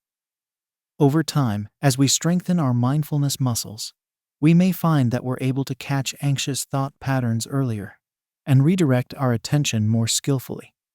Integrating mindfulness into anxiety treatment, whether through individual practice or structured programs like MBSR, has shown promising results. Mindfulness-based interventions have been found to reduce symptoms of generalized anxiety disorder, social anxiety, panic disorder, and other anxiety conditions. By learning to relate to anxious thoughts and feelings with greater awareness and acceptance, people can develop a more resilient, flexible response to the challenges of living with anxiety. It's important to note that mindfulness is not a panacea, and not a replacement for other evidence-based treatments like therapy or medication. Some people may find that their anxiety is too acute or overwhelming to practice mindfulness without additional support. Trauma survivors, in particular, may need guidance to avoid getting flooded by difficult emotions or memories during meditation. As with any new coping strategy, it's wise to start slowly, be patient with the process, and seek professional help if needed. At its heart, mindfulness is a radical act of self-care and self-acceptance. It's a way of saying to ourselves and the world, I am here, in this moment, exactly as I am. I make space for my anxiety, and I also make space for my breath, my body, my innate okayness. In a culture that often prizes doing over being, productivity over presence, this is a revolutionary stance. By developing a consistent mindfulness practice, we plant the seeds of a more peaceful, purposeful way of being. We learn to ride the waves of anxiety with greater ease and grace, trusting in our own resilience and inner wisdom. We discover moments of calm and clarity, even amidst the storm, and gradually expand our capacity to live there. Mindfulness is not about escaping our anxious reality, but about showing up for it more fully, with open eyes and an open heart. It's a way of befriending ourselves, anxiety and all, and in doing so, finding a deeper source of well-being that is not dependent on external circumstances. In the words of Vietnamese Zen master Thich Nhat Hanh, anxiety, the illness of our time, comes primarily from our inability to dwell in the present moment. Mindfulness offers us a path back to that present moment, again and again, breath by breath.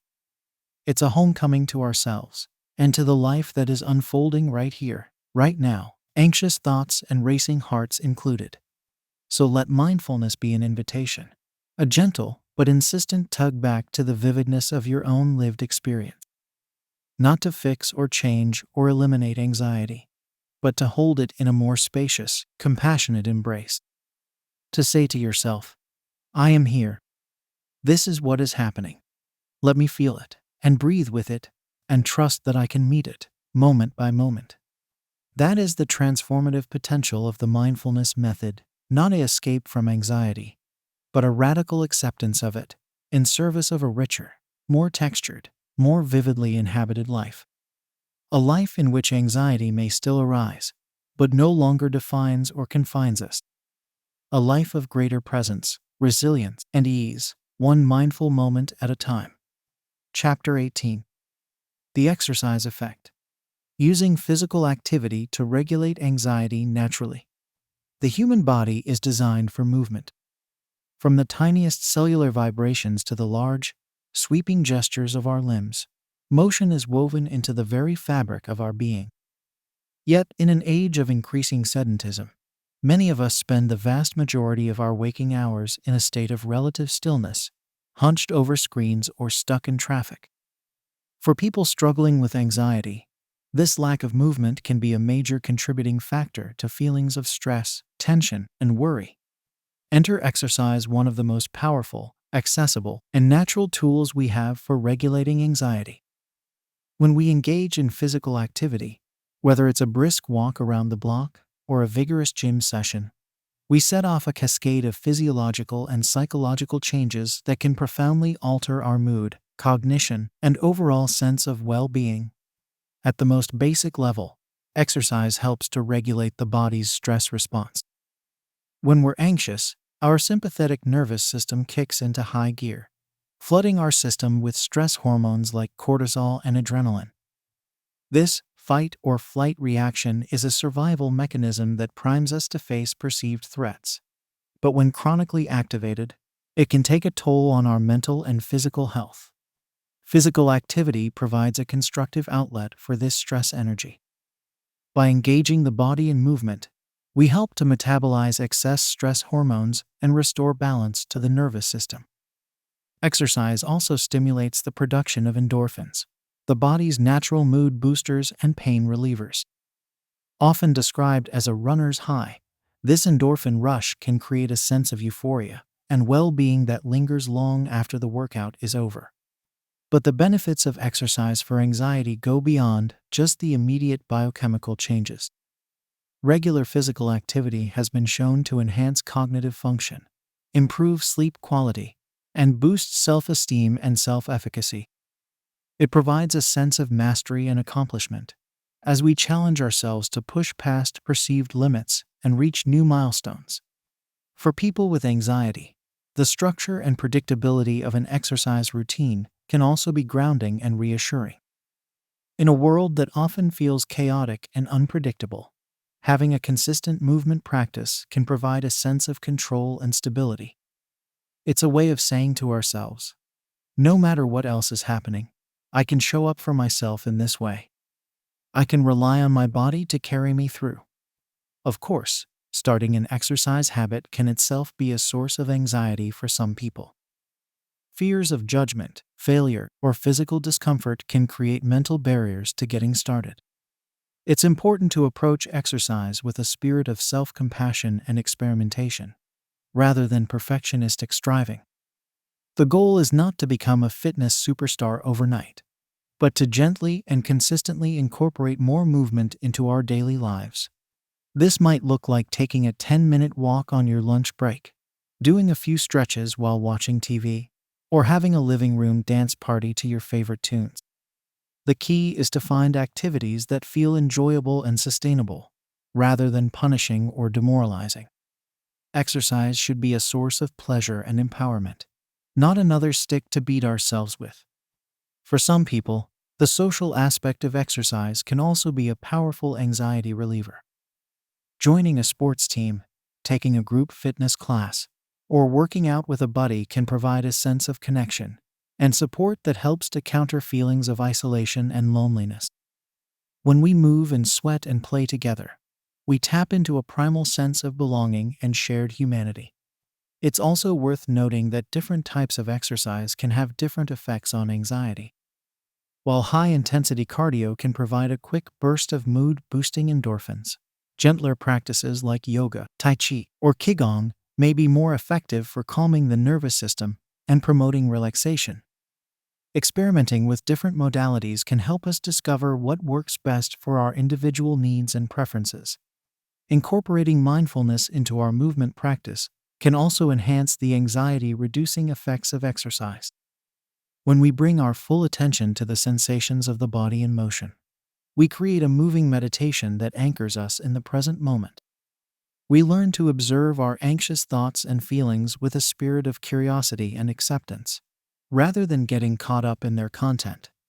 Anxiety-prone individuals may also benefit from working with a qualified fitness professional, such as a personal trainer or physical therapist, to develop a safe and effective exercise plan.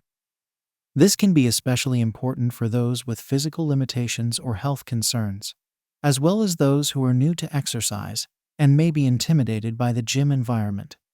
Ultimately, the exercise effect on anxiety is a testament to the profound interconnectedness of mind and body. When we move our bodies, we change our minds and vice versa.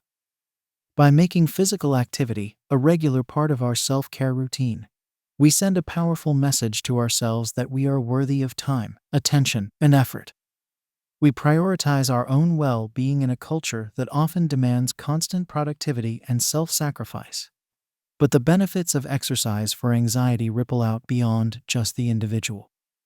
When we show up for ourselves in this way, we become more resilient, more resourceful, more capable of showing up for others and for the challenges of life. We model for those around us what it looks like to prioritize health and self-care, even in the face of stress and uncertainty. In a world that often feels overwhelming and out of control, exercise is a reminder of our own agency and power. It's a way of saying, I can do hard things. I can face my fears and discomforts, one step at a time. I can trust in my own strength and resilience, even when my mind tells me otherwise. This is not to suggest that exercise is a panacea for anxiety, or that it can replace other evidence-based treatments like therapy or medication. For some people, The thought of exercise itself may be triggering or re-traumatizing, particularly those with a history of body-based trauma or disordered eating. As with any new habit or treatment approach, it's important to proceed with self-compassion and to seek professional support as needed. But for many people struggling with anxiety, exercise can be a powerful tool in the self-care toolkit. It's a way of befriending the body, of honoring its needs and rhythms, of tapping into its innate wisdom and resilience. It's a reminder that we are not just anxious minds, but embodied beings with the capacity for joy, vitality, and self-healing. So let the exercise effect be an invitation to move your body in ways that feel good, to challenge yourself with kindness and courage, to discover your own inner reserves of strength and resilience. Let it be a form of self-love and self-expression, a way of saying yes to your own aliveness and potential. And let it be a source of hope and empowerment, a reminder that even in the darkest and most anxious of times, we have the power to take action, to care for ourselves, to find moments of ease and flow and joy. One step, one breath, one movement at a time. Chapter 19. The Nutrition Connection. Foods and supplements that support emotional balance. The old adage, "You are what you eat," takes on new meaning when it comes to managing anxiety. While no single food or supplement can cure anxiety disorders, a growing body of research suggests that what we put into our bodies can have a profound impact on our mental and emotional well-being. By making informed choices about our diet and nutrition, we can support our brain health and build greater resilience in the face of stress and worry. At the most basic level, a balanced and nutritious diet provides the building blocks for healthy brain function. Our brains require a steady supply of nutrients to produce neurotransmitters, the chemical messengers that regulate mood, cognition, and behavior. When we're deficient in key vitamins, minerals, or macronutrients, it can disrupt the delicate balance of these neurotransmitters, contributing to feelings of anxiety, depression, and other mental health issues. One of the most important nutrients for brain health is omega-3 fatty acids, particularly EPA and DHA. These healthy fats, found in fatty fish like salmon, sardines, and anchovies, as well as in plant sources like flaxseed and chia seeds, play a crucial role in brain development and function. Studies have shown that people with anxiety disorders often have lower levels of omega-3s in their blood, and that supplementing with these fats can help to reduce anxiety symptoms. Another key nutrient for emotional balance is magnesium, a mineral involved in over 300 enzymatic reactions in the body. Magnesium helps to regulate the stress response, supports healthy sleep, and promotes feelings of calm and relaxation. Unfortunately, many people are deficient in magnesium due to depleted soil, processed foods, and chronic stress. Good dietary sources of magnesium include leafy greens, nuts and seeds, and whole grains. B vitamins, particularly B6, B9 folate, and B12, are also essential for brain health and emotional regulation. These vitamins are involved in the synthesis of serotonin and other neurotransmitters that impact mood and anxiety levels. Deficiencies in B vitamins have been linked to higher rates of anxiety and depression, while supplementation has been shown to improve symptoms in some cases. B vitamins are found in a variety of animal and plant foods, including meat, poultry, fish, eggs, leafy greens, legumes, and whole grains. Beyond specific nutrients, the overall quality and composition of our diets can also impact anxiety levels. A diet high in processed foods, refined sugars, and unhealthy fats has been linked to higher rates of anxiety and depression, while a diet rich in whole foods, particularly fruits, vegetables, and lean proteins, is associated with better mental health outcomes. One dietary pattern that has gained particular attention for its potential anxiety-reducing effects is the Mediterranean diet.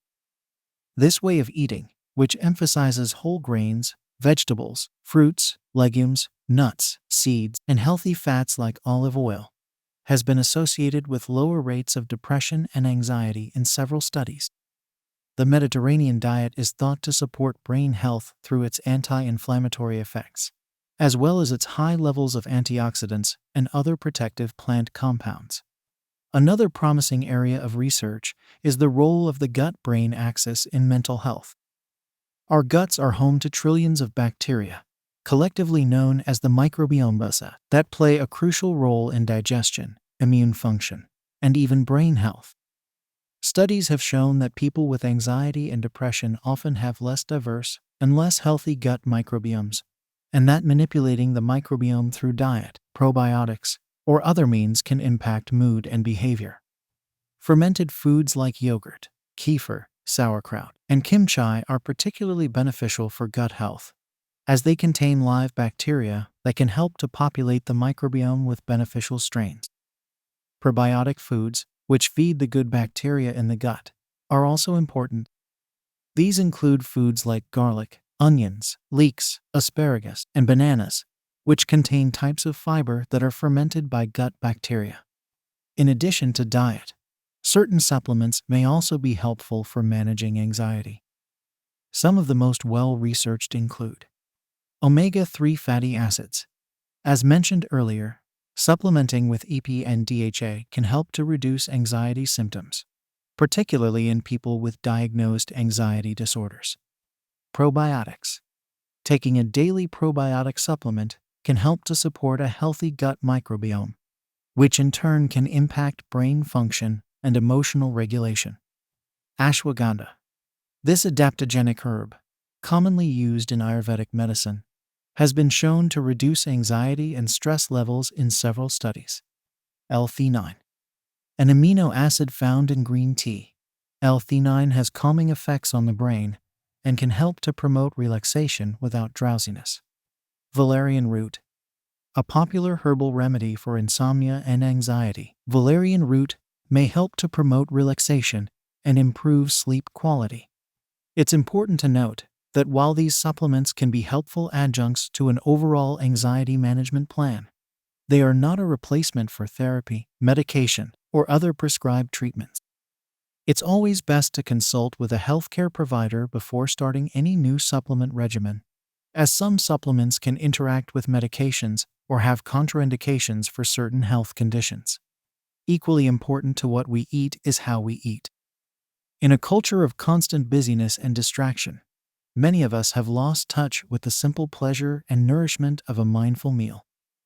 We eat on the go, in front of screens, or while absorbed in anxious thoughts and worries.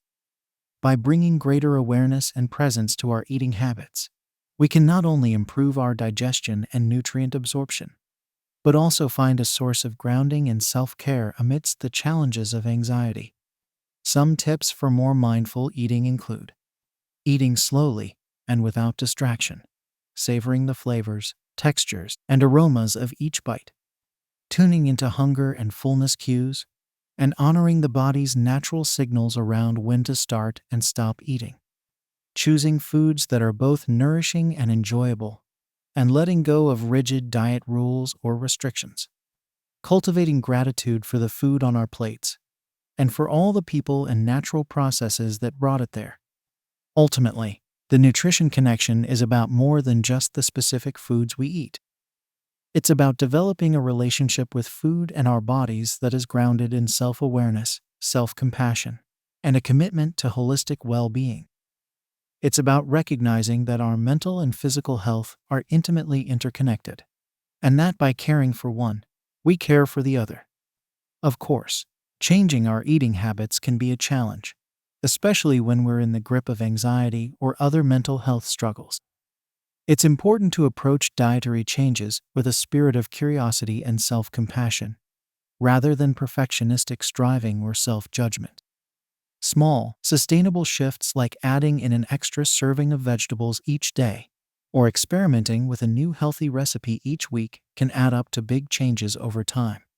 It's also important to recognize that while nutrition is a powerful tool for supporting mental health, it's not a panacea. Some people may need additional support from therapy, medication, or other treatments to fully manage their anxiety. There is no shame in seeking out this support, and in fact, combining multiple approaches is often the most effective way to achieve lasting change. The invitation here is to see food and nutrition not as one more thing to worry about, but as a source of nourishment, pleasure, and self-care. To approach eating with a sense of curiosity, compassion, and joy, and to trust in the body's innate wisdom and resilience. To remember that we are not just anxious minds, but embodied beings with the capacity for deep healing and wholeness. And to let each meal be a reminder of our inherent worthiness, our belonging in the web of life, and our ability to show up for ourselves with kindness and care. One bite at a time. Chapter 20. The Sleep Solution. Establishing restful routines for anxious minds. The relationship between sleep and anxiety is a complex and bidirectional one. On the one hand, anxiety can make it harder to fall asleep and stay asleep, leading to the kind of sleep deprivation that exacerbates anxious symptoms. On the other hand, chronic sleep issues can themselves be a major contributing factor to the development and maintenance of anxiety disorders. Understanding this intricate interplay is crucial for anyone seeking to manage their anxiety and improve their overall well-being. At a physiological level, sleep is essential for the proper functioning of the nervous system. During sleep, particularly during the deep, non-REM stages, the body undergoes a series of restorative processes. It's a time for the brain to consolidate memories, process emotions, and flush out toxins that have accumulated during waking hours. It's also a time for the body to repair tissues, regulate hormones, and bolster the immune system. When we don't get enough quality sleep, all of these processes are disrupted. The brain becomes overloaded with unprocessed information and emotions, leading to the kind of cognitive fog, irritability, and emotional reactivity that can fuel anxious thoughts and behaviors. The body becomes stressed and inflamed, contributing to a host of physical health issues that can further compound anxiety. For people with anxiety disorders, this cycle of sleep disruption and anxious arousal can feel like an impossible trap. Racing thoughts and worries can make it hard to quiet the mind and drift off to sleep, while the resulting fatigue and sleep deprivation can make those same thoughts and worries feel even more overwhelming and unmanageable. Breaking this cycle requires a multifaceted approach that addresses both the anxious mind and the sleep environment. One of the most important pieces of this puzzle is establishing a consistent sleep routine. Our bodies and minds thrive on regularity, and having a predictable bedtime routine can help signal to the brain that it's time to wind down and prepare for sleep. This routine will look different for everyone, but some key elements might include setting a consistent bedtime and wake time, even on weekends. This helps regulate the body's internal clock and can make it easier to fall asleep and wake up naturally over time. Creating a relaxing pre-bed ritual, such as taking a warm bath, reading a book, or doing some gentle stretching. The goal is to engage in activities that promote relaxation and ease the transition from wakefulness to sleep. Avoiding screens, phones, tablets, TVs for at least an hour before bed. The blue light emitted by these devices can interfere with the production of melatonin, the hormone that regulates sleep-wake cycles. Keeping the bedroom cool, dark, and quiet. Creating a sleep environment that is conducive to rest can make a big difference in the quality and quantity of sleep. Avoiding caffeine, alcohol, and large meals close to bedtime. These substances can interfere with sleep quality and exacerbate anxiety symptoms. In addition to these sleep hygiene practices, there are several relaxation techniques that can be particularly helpful for quieting an anxious mind before bed. One such technique is deep breathing, which involves taking slow, deliberate breaths from the diaphragm. This type of breathing helps activate the parasympathetic nervous system, which is responsible for the body's rest and digest functions. Another helpful technique is progressive muscle relaxation, which involves systematically tensing and releasing different muscle groups in the body. By bringing awareness to areas of tension and consciously releasing that tension, this practice can help promote a sense of physical and mental relaxation. Mindfulness meditation can also be a powerful tool for calming pre-sleep anxiety. By learning to observe anxious thoughts and sensations with curiosity and non-judgment, we can start to create some distance between ourselves and our anxious mind. Rather than getting caught up in the content of our worries, we can learn to relate to them as temporary mental events that will eventually pass. Of course, even with the best sleep routines and relaxation practices, there will still be nights when anxiety gets the upper hand. In these moments, it's important to have some strategies in place for coping with sleeplessness. One approach is to get out of bed and engage in a quiet, non-stimulating activity until feeling sleepy again. This helps prevent the bed from becoming associated with wakefulness and anxiety. It can also be helpful to practice some self-compassion and perspective taking in these moments, reminding ourselves that occasional sleeplessness is a normal part of the human experience, and that we can still function and face the day, even if we're tired, can help take some of the pressure off. It's also important to resist the urge to sleep in or nap excessively the next day, as this can further disrupt sleep-wake cycles. For some people with severe or chronic insomnia, additional support from a sleep specialist or therapist may be necessary.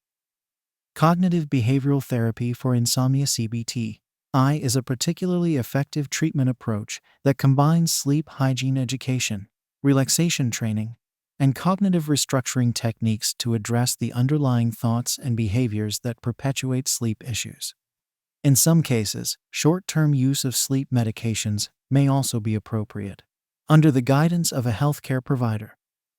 However, it's important to note that while these medications can provide temporary relief, they do not address the root causes of insomnia and can have side effects and risks with long-term use. Ultimately, the sleep solution for anxiety is about more than just getting enough hours of shut-eye. It's about cultivating a relationship with sleep that is grounded in self-awareness, self-compassion, and a commitment to prioritizing rest and relaxation. It's about learning to befriend the anxious mind, rather than trying to fight against it or force it into submission. This is a process that requires patience, persistence, and a willingness to experiment with different strategies and approaches. What works for one person may not work for another, and what works at one stage of life may need to be adapted as circumstances change. The invitation here is to approach sleep not as a chore or a battleground, but as a sacred time for rest, healing, and renewal. To create a sleep environment and routine that feels nourishing and supportive, and to trust in the body's innate wisdom and ability to regulate itself. To remember that even in the darkest and most restless of nights, we are held and supported by a vast web of life that is always conspiring in our favor. And to let each moment of rest, each breath of relaxation, be a reminder of our deepest belonging, our inherent okayness, and our capacity for resilience and growth. One night at a time. With practice and patience, we can start to unwind the knots of anxiety that keep us tossing and turning, and discover a new depth of ease and peace in the quiet hours. We can start to look forward to the nightly ritual of surrender and release, trusting that we will be held and restored in the gentle embrace of sleep. And we can carry this sense of restfulness and renewal into our waking lives, facing the challenges of anxiety with a clearer mind, a more rested body, and a more open heart. Knowing that no matter what the day brings, we can always come home to ourselves in the sacred space of sleep. Chapter 21. The Thought Detective. Identifying and challenging anxious cognitions. The human mind is a storytelling machine, constantly weaving narratives out of the raw material of our experiences, beliefs, and emotions. For people struggling with anxiety, these narratives often take on a particularly dark and distressing tone, filled with catastrophic predictions, harsh self-judgments, and exaggerated perceptions of risk and danger.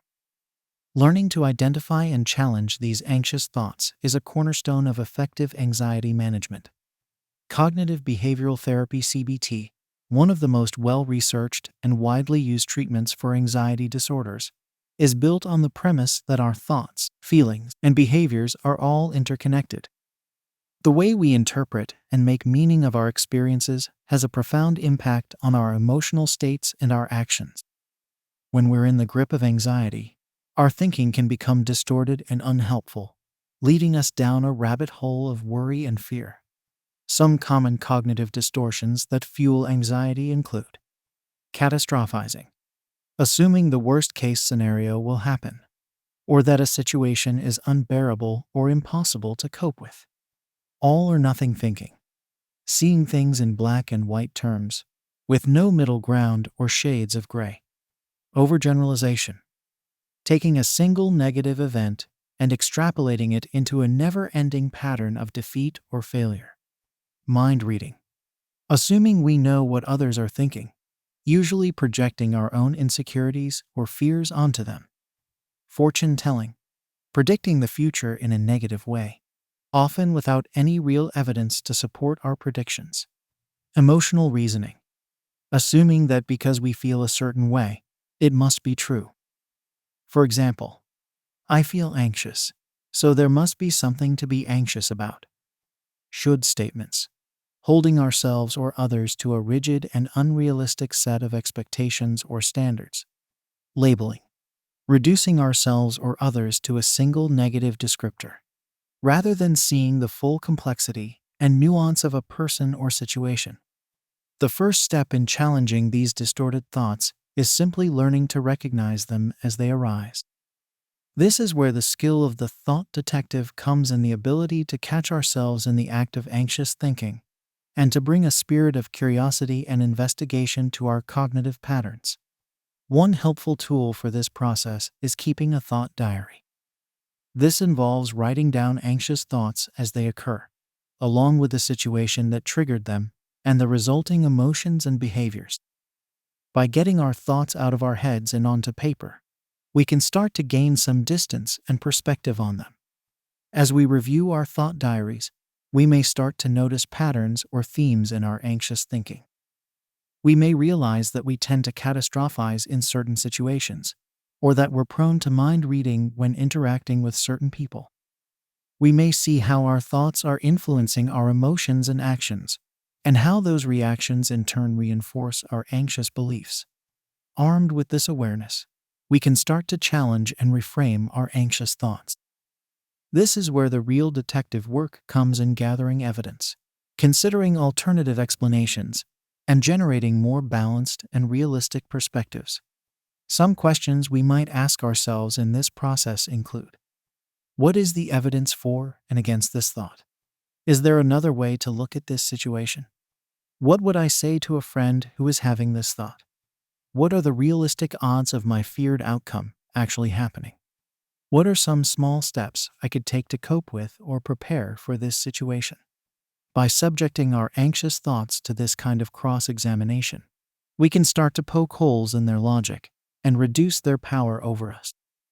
We can learn to talk back to our anxiety, to see through its distortions and exaggerations, and to ground ourselves in a more realistic and empowering perspective.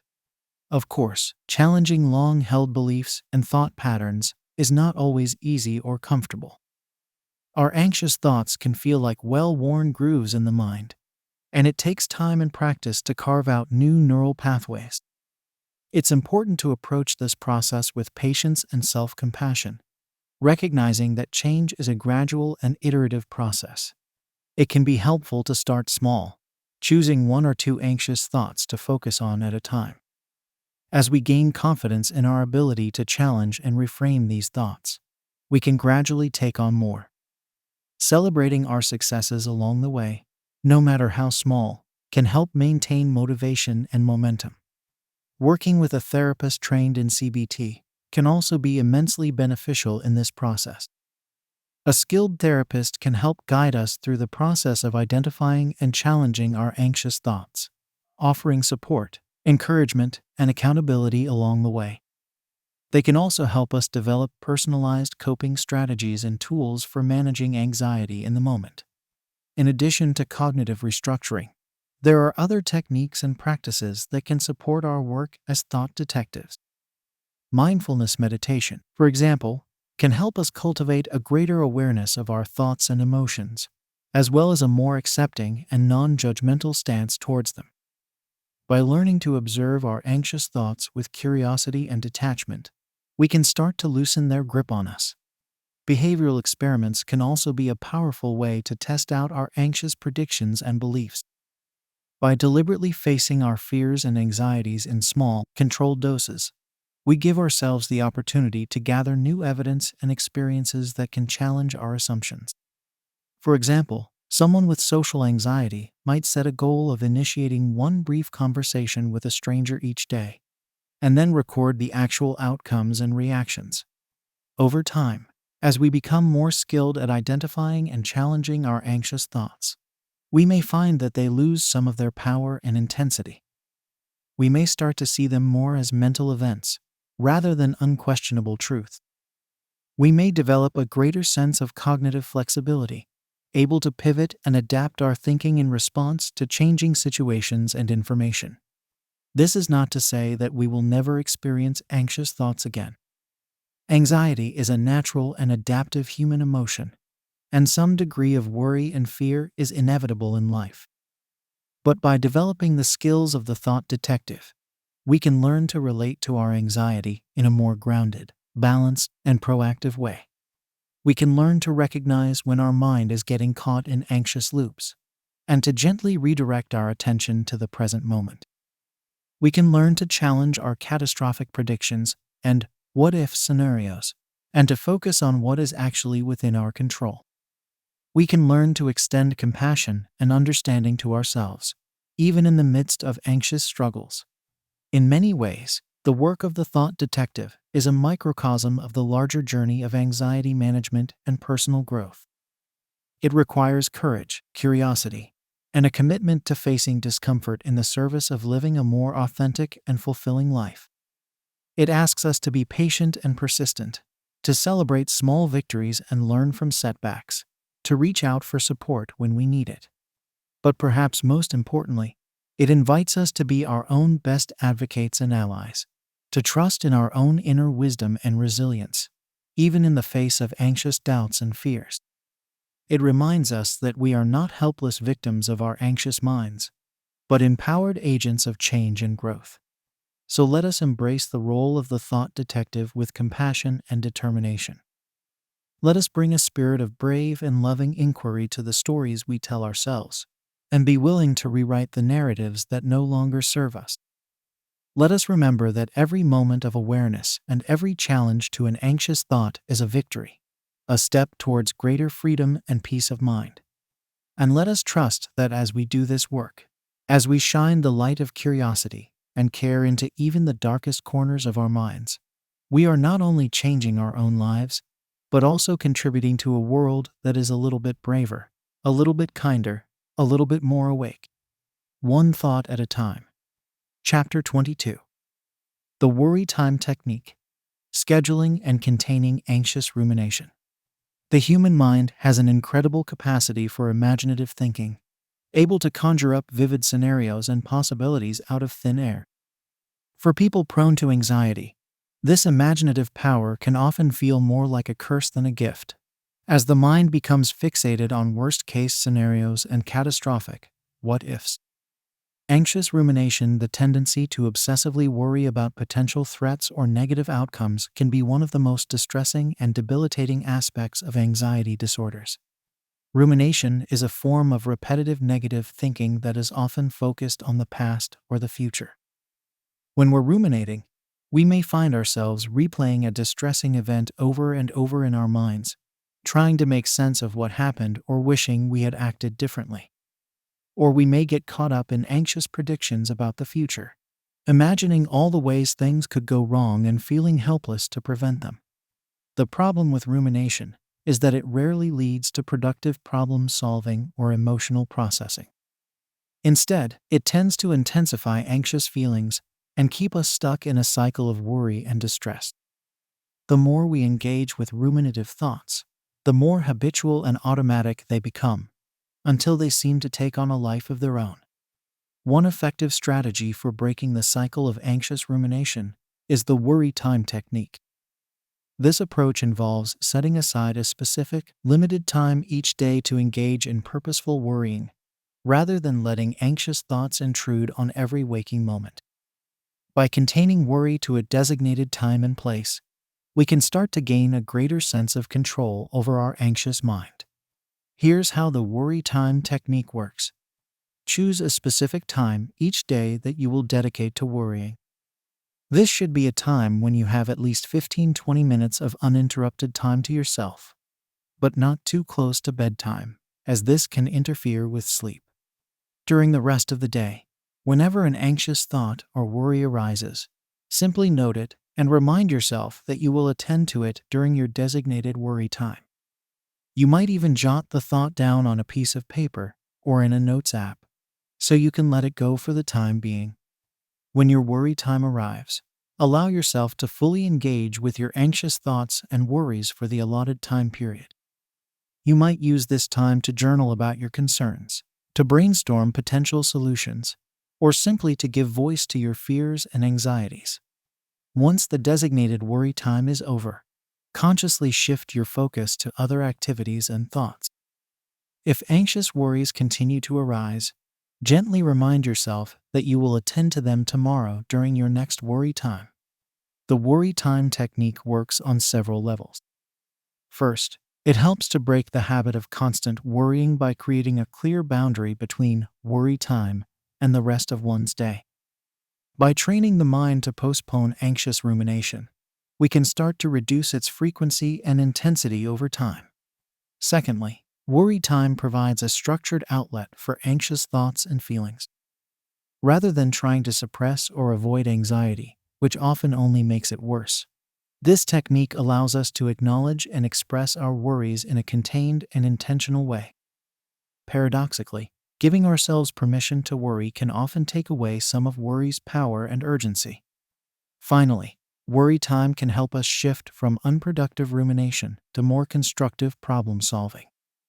By setting aside dedicated time to focus on our anxieties, we create space to explore them more objectively and strategically.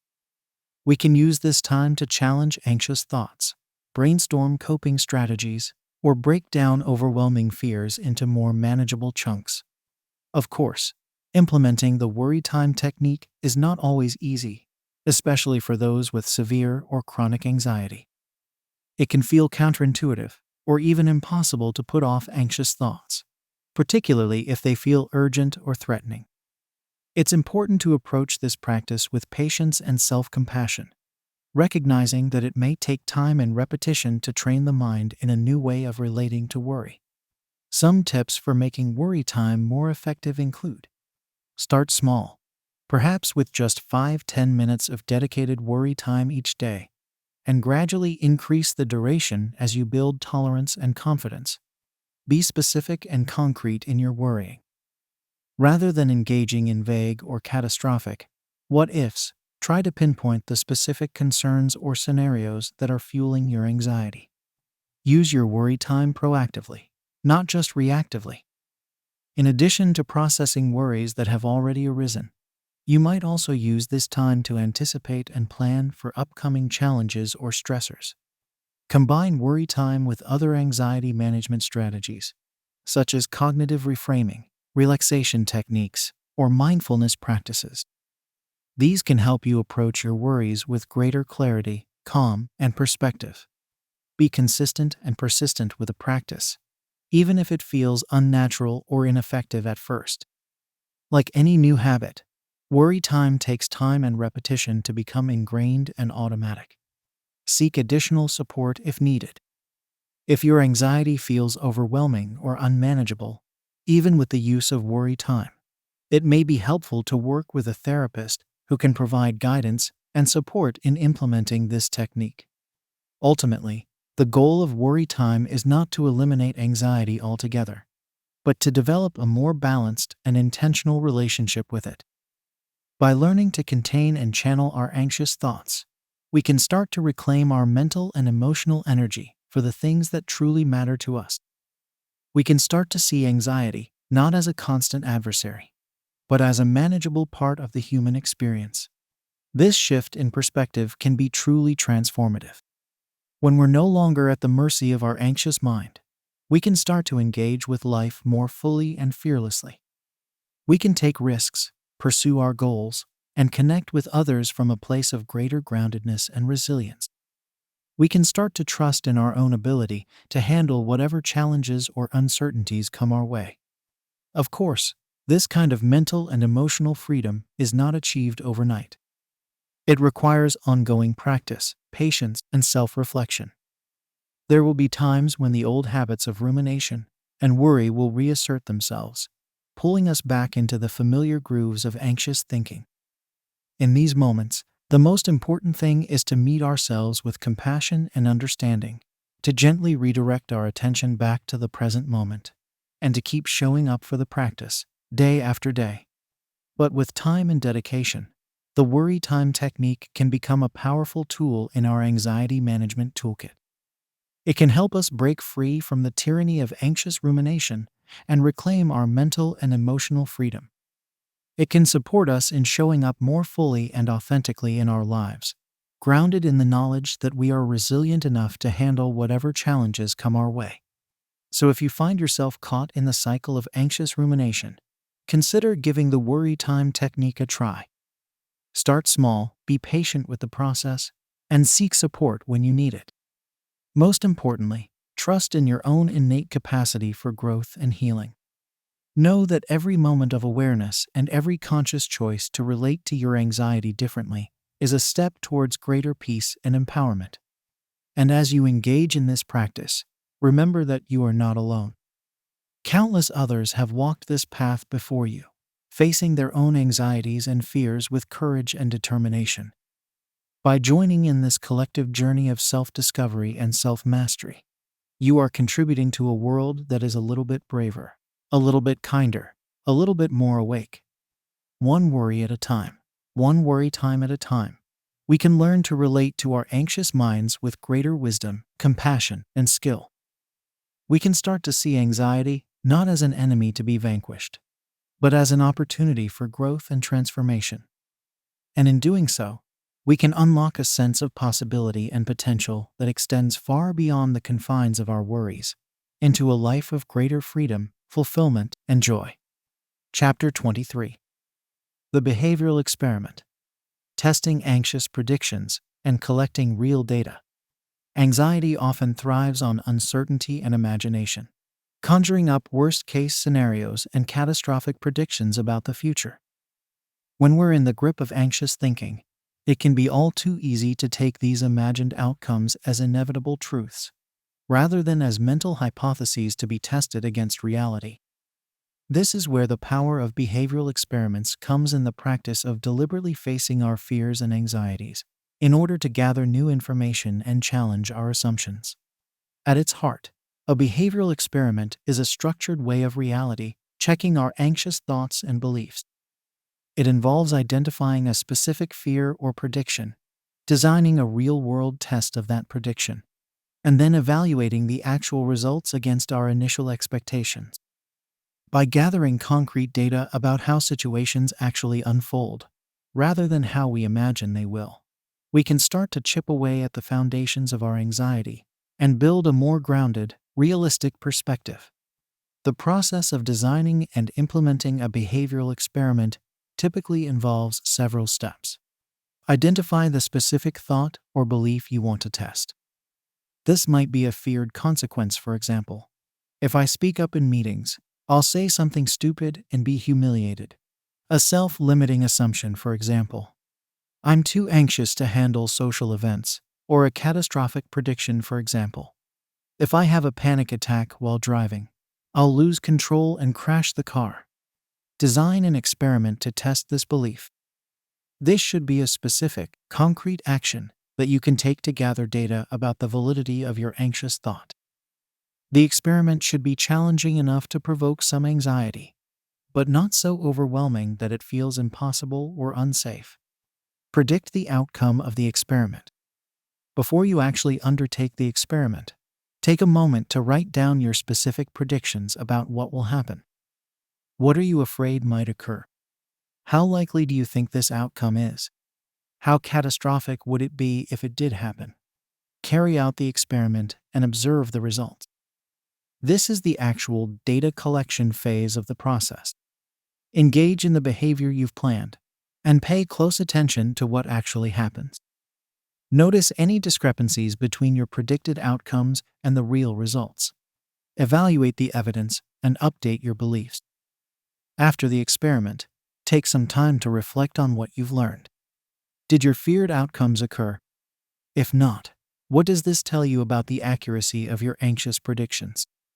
If your fears did come true to some extent, were you able to cope with the situation better than you expected? What new information or perspectives can you take away from this experience? Rinse and repeat. Behavioral experiments are rarely a one-and-done proposition. To truly challenge entrenched anxious beliefs, it often takes repeated experiences of facing our fears and surviving. Each experiment builds on the last, gradually accumulating evidence that can shift our perceptions over time. One of the key benefits of behavioral experiments is that they provide us with first-hand, experiential evidence to counteract anxious thinking. It's one thing to intellectually challenge a catastrophic belief, but it's another to actually live through a feared situation and come out the other side unscathed. By giving ourselves the opportunity to directly test our anxious predictions, we open the door to new learning and growth. Behavioral experiments can be applied to a wide range of anxious concerns and situations. For someone with social anxiety, an experiment might involve initiating a conversation with a stranger or attending a party solo.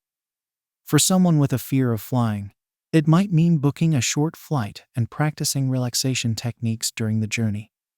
For someone with health anxiety, it could involve scheduling a medical checkup and directly asking about feared symptoms or conditions.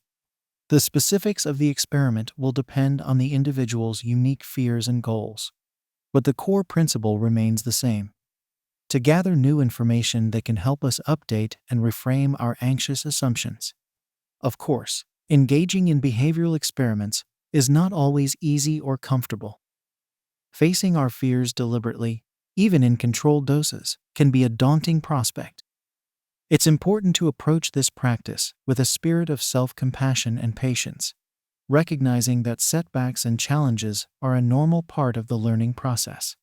It can be helpful to start small, designing experiments that feel manageable and achievable, and gradually working up to more challenging situations over time. Collaborating with a therapist can also be invaluable in this process, as they can provide guidance, support, and accountability in designing and implementing effective experiments. Another key aspect of successful behavioral experiments is learning to tolerate and work with the anxiety that arises during the process. Rather than waiting for anxiety to disappear before facing a fear, the goal is to develop the skills and confidence to take action in the face of anxious feelings. This might involve practicing relaxation techniques, challenging anxious thoughts in the moment, or simply learning to accept and ride out waves of discomfort. Over time, as we accumulate more and more experiential data that contradicts our anxious predictions, we may find that our relationship to anxiety itself starts to shift. Rather than seeing anxiety as a stop sign or a signal of impending catastrophe, we can start to view it as a normal, manageable part of taking risks and facing challenges. We can develop a sense of self-efficacy and resilience, trusting in our ability to handle difficult situations and emotions. This shift in perspective can be truly transformative, opening up new possibilities for growth, connection, and fulfillment. When we're no longer controlled by our fears and anxieties, we can start to engage with life more fully and authentically. We can take bold steps towards our goals and values, even in the face of uncertainty or discomfort. Of course, this kind of liberation from anxiety is not a one-time event, but an ongoing process of learning and self-discovery. There will always be new fears and challenges to face, new experiments to design and undertake. But with each iteration, we strengthen our skills and our self-trust, gradually expanding our capacity to live with courage and purpose. Behavioral experiments, then, are not just a technique for managing anxiety, but a powerful tool for personal transformation and growth. By learning to face our fears and gather new evidence about ourselves and the world, we open the door to a more grounded, resilient, and fulfilling way of being.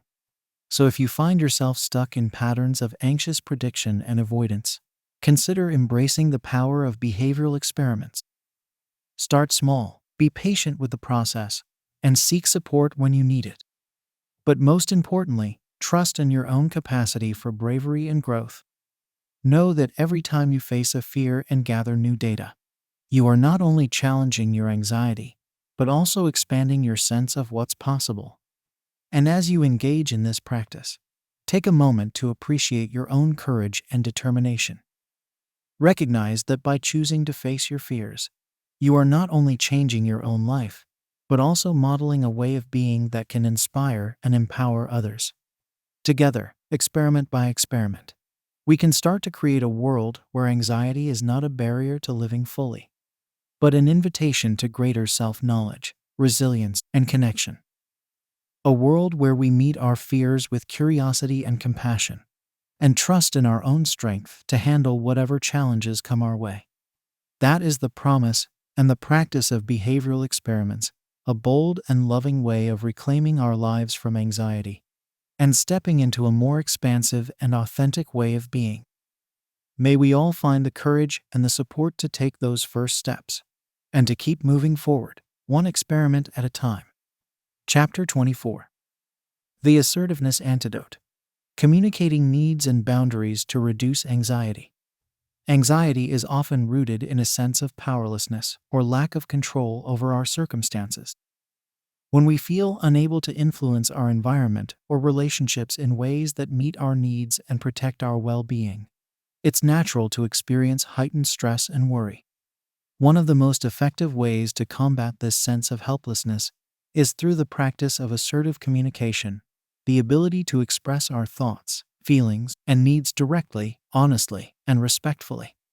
Assertiveness is a key interpersonal skill that allows us to advocate for ourselves and set healthy boundaries with others. It involves standing up for our rights and values, while also respecting the rights and values of those around us. When we communicate assertively, we take responsibility for our own emotions and experiences, rather than blaming or trying to control others. For many people with anxiety, assertiveness can feel challenging or even threatening. Anxiety often goes hand in hand with people-pleasing tendencies, conflict avoidance, and fear of rejection or disapproval. We may worry that expressing our needs or saying no to others will lead to negative consequences, such as anger, abandonment, or loss of status. However, research shows that assertiveness is actually a key component of healthy, satisfying relationships and overall mental well-being. When we're able to communicate our boundaries and desires clearly and confidently, we're more likely to have our needs met, feel a sense of control over our lives, and build mutual respect and trust with others. Learning to be more assertive often starts with developing a clearer sense of our own thoughts, feelings, and needs. This can be especially challenging for those of us who have learned to prioritize others' wants and expectations over our own. We may need to practice tuning into our inner experience, identifying our authentic desires and values, and giving ourselves permission to honor them. One helpful tool for this process is the I statement, a way of framing our communications that takes ownership of our own perspective and experience. Rather than making accusations or generalizations, for example, "You never listen to me," an I statement expresses our own feelings and needs directly and specifically. For example, "I feel frustrated when I don't feel heard in our conversations, and I need us to work together to improve our communication." I statements typically follow a formula. I feel emotion when situation, and I need request or boundary. By using this structure, we take responsibility for our own experience, avoid blaming or attacking others, and clearly state what we want or need to feel better. Of course, using I statements or other assertive communication techniques doesn't guarantee that others will always respond positively or meet our needs. Some people may react with defensiveness, anger, or resistance when we start setting clearer boundaries or making requests. This is where the true power of assertiveness lies, in our ability to hold our ground and validate our own experiences, even in the face of others' discomfort or disapproval. This is not to say that we should be rigid or uncompromising in our assertiveness. Healthy relationships involve a balance of give and take, and there may be times when we choose to be flexible or accommodating for the sake of connection or compromise. The key is that this flexibility comes from a place of choice and self-respect, rather than from fear, obligation, or self-abandonment. As we practice assertiveness, it's important to start small and gradually build our skills and confidence over time. We might start by setting a small boundary with a safe person, or expressing a preference in a low-stakes situation. As we gain more experience and positive reinforcement, we can start tackling more challenging conversations and relationships. It can also be helpful to script or role-play difficult conversations in advance, either alone or with a supportive friend or therapist. By anticipating potential roadblocks or resistance and preparing our responses ahead of time, we can feel more grounded and confident in the moment. Another key aspect of assertiveness is learning to deal with the anxiety or discomfort that often arises when we express our needs or set boundaries. This may involve practicing relaxation techniques, such as deep breathing or progressive muscle relaxation, to calm our physiological arousal. It may also involve challenging anxious thoughts or predictions about others' reactions, and reminding ourselves of our inherent worth and deservingness. Over time, as we build our assertiveness skills and start experiencing the benefits of clearer communication and healthier relationships, we may find that our overall anxiety starts to diminish. When we feel more in control of our own lives and more confident in our ability to handle interpersonal challenges, we're less likely to get caught up in worry or rumination. Assertiveness can also have a positive ripple effect on our self-esteem and self-concept.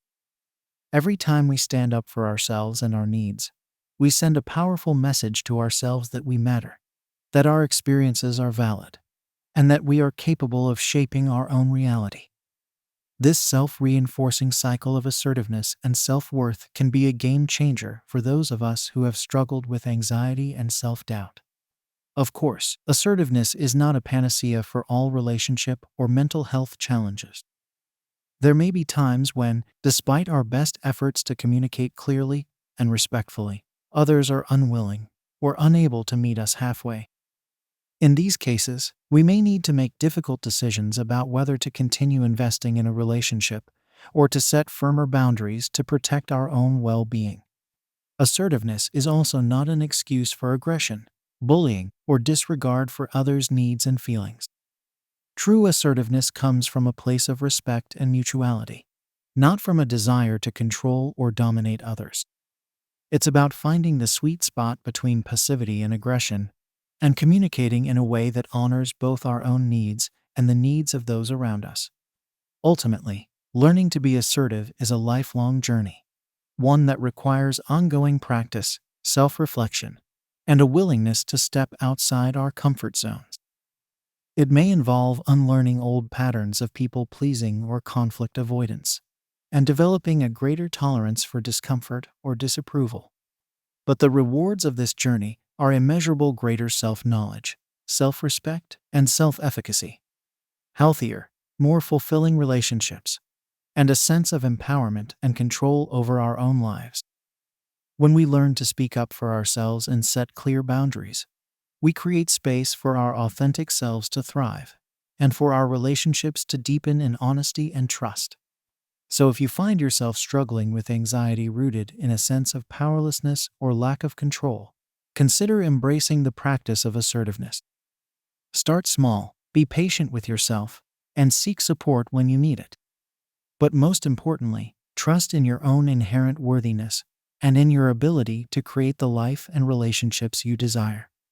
Every time you express a need, set a boundary, or stand up for yourself, you are not only reducing your own anxiety, but also contributing to a world where all people feel empowered to live with authenticity and self-respect.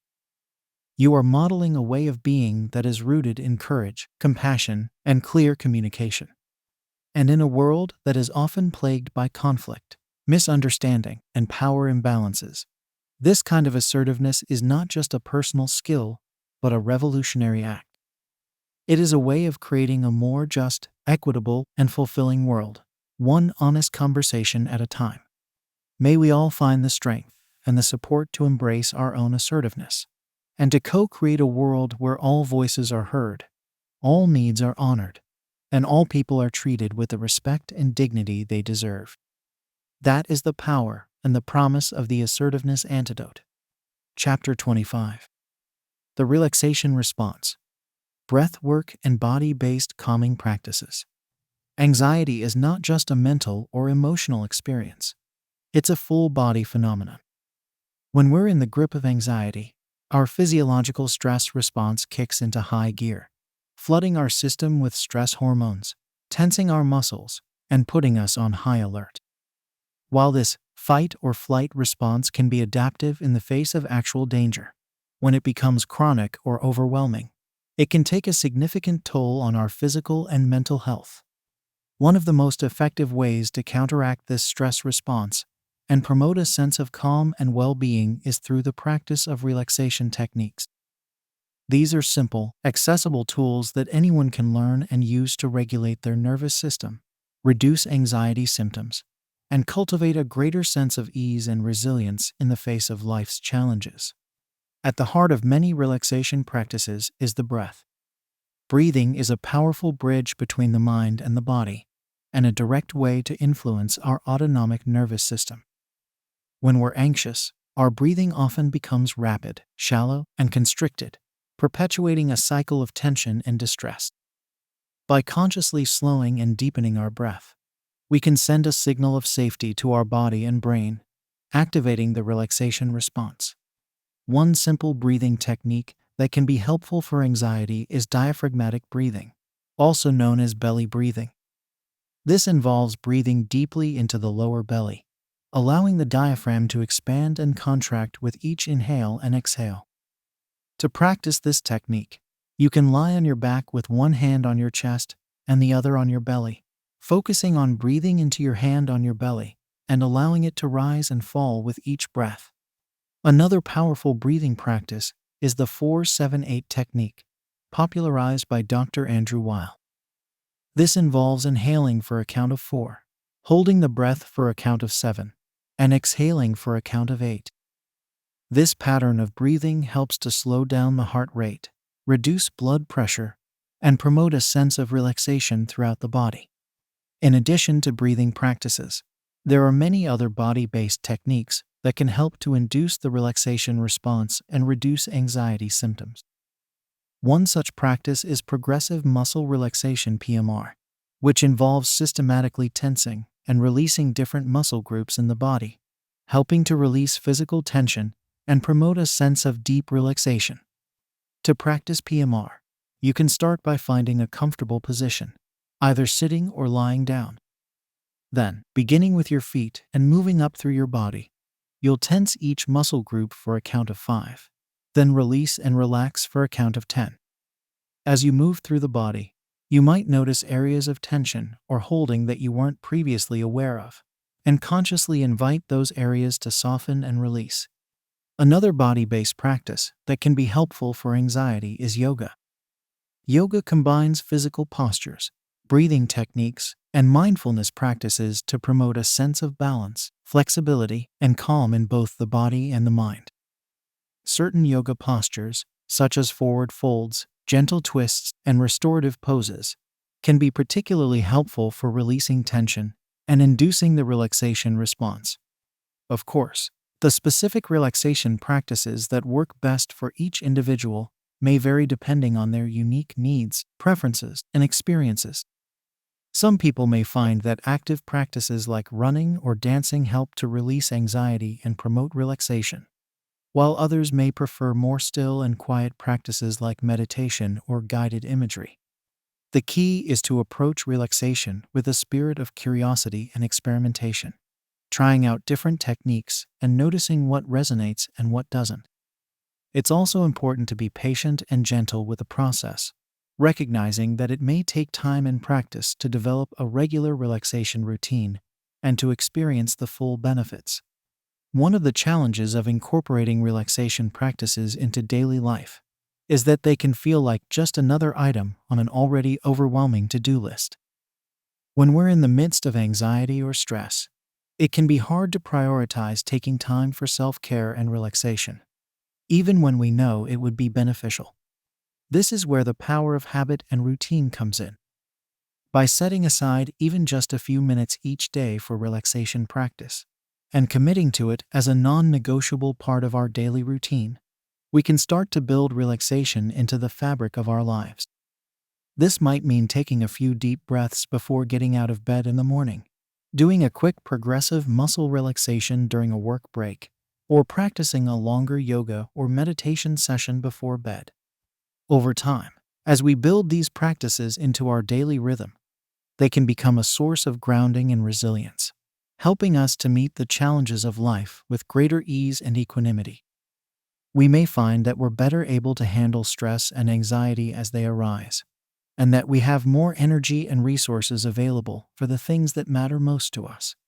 In addition to the physical and mental health benefits of relaxation practices, they can also be a powerful way to cultivate self-awareness and self-compassion.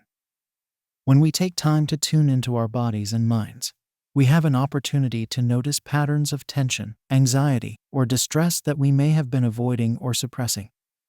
We can start to develop a more loving and accepting relationship with ourselves, recognizing that our anxieties and struggles are a normal part of the human experience, and that we deserve care and support.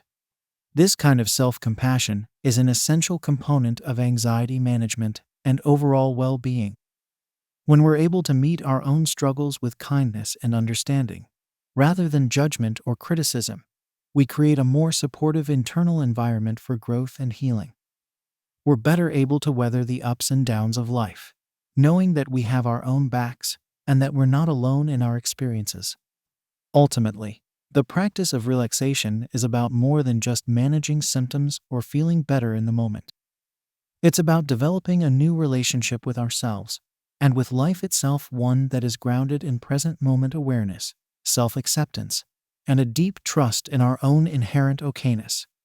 When we learn to relax and let go, even in the midst of anxiety or stress, we open ourselves up to a greater sense of ease, flow, and connection. We start to see that we are not our anxieties, our fears, or our limiting beliefs. We are the spacious awareness that can hold all of those experiences with compassion and grace. So if you find yourself struggling with anxiety, consider making relaxation practices a regular part of your self-care routine. Start small, be patient with the process, and seek out resources and support when you need them. But most importantly, trust in your own innate capacity for healing and wholeness. Every time you take a deep breath, release tension from your body, or offer yourself a moment of kind attention, you are planting a seed of resilience and well-being. You are reminding yourself that even in the midst of struggle and discomfort, there is always a place of peace and okayness within you. And as you continue to nurture and cultivate that inner space of relaxation and ease, you may find that it starts to ripple out into all areas of your life. You may become more present and engaged in your relationships, more creative and productive in your work, more attuned to the beauty and wonder of the world around you. This is the gift of the relaxation response, not just a temporary reprieve from anxiety, but a pathway to a more authentic, fulfilling, and connected way of being. May we all find the courage and the commitment to walk that path, one breath at a time. Chapter 26. The Self-Compassion Strategy. Treating yourself with kindness and understanding. One of the most insidious aspects of anxiety is the way it can turn us against ourselves. When we're caught in the grip of anxious thoughts and feelings, it's all too easy to slip into patterns of self-criticism, self-judgment, and even self-loathing. We may berate ourselves for our perceived weaknesses, failures, or inability to get over our anxiety. We may feel like we're fundamentally flawed or broken, and that our struggles are a sign of our own inadequacy. This kind of negative self-talk and harsh self-treatment not only fuels anxiety, but can also lead to feelings of shame, isolation, and hopelessness. It creates a vicious cycle in which our anxiety feeds our self-criticism, and our self-criticism in turn exacerbates our anxiety. Breaking this cycle requires a radical shift in how we relate to ourselves and our own suffering, a shift towards self-compassion. Self-compassion is the practice of treating ourselves with the same kindness, care, and understanding that we would offer to a good friend or loved one who is struggling. It involves recognizing that challenges and setbacks are a normal part of the human experience, and that we all deserve support and understanding when we're going through difficult times. At its heart, self-compassion is about learning to befriend ourselves, even and especially in the midst of our imperfections and struggles. It's about developing a kind and nurturing inner voice, one that can provide comfort, encouragement, and validation when we're feeling anxious, overwhelmed, or down on ourselves. One of the key components of self-compassion is mindfulness, the practice of bringing our attention to the present moment with openness and non-judgment. When we're mindful, we're able to observe our thoughts and feelings without getting caught up in them or overwhelmed by them. We can start to see our anxieties and self-criticisms as temporary mental events, rather than fundamental truths about who we are. This kind of mindful awareness creates space for a more compassionate response to our own suffering. Instead of beating ourselves up for feeling anxious or trying to push away our difficult emotions, we can learn to turn towards them with gentleness and curiosity. We can acknowledge our own pain and struggle and offer ourselves the same warmth and understanding that we would extend to a dear friend in need. Another important aspect of self-compassion is a sense of common humanity, recognizing that we are not alone in our struggles, and that suffering is a shared human experience. When we're in the throes of anxiety, it's easy to feel like we're uniquely broken or defective.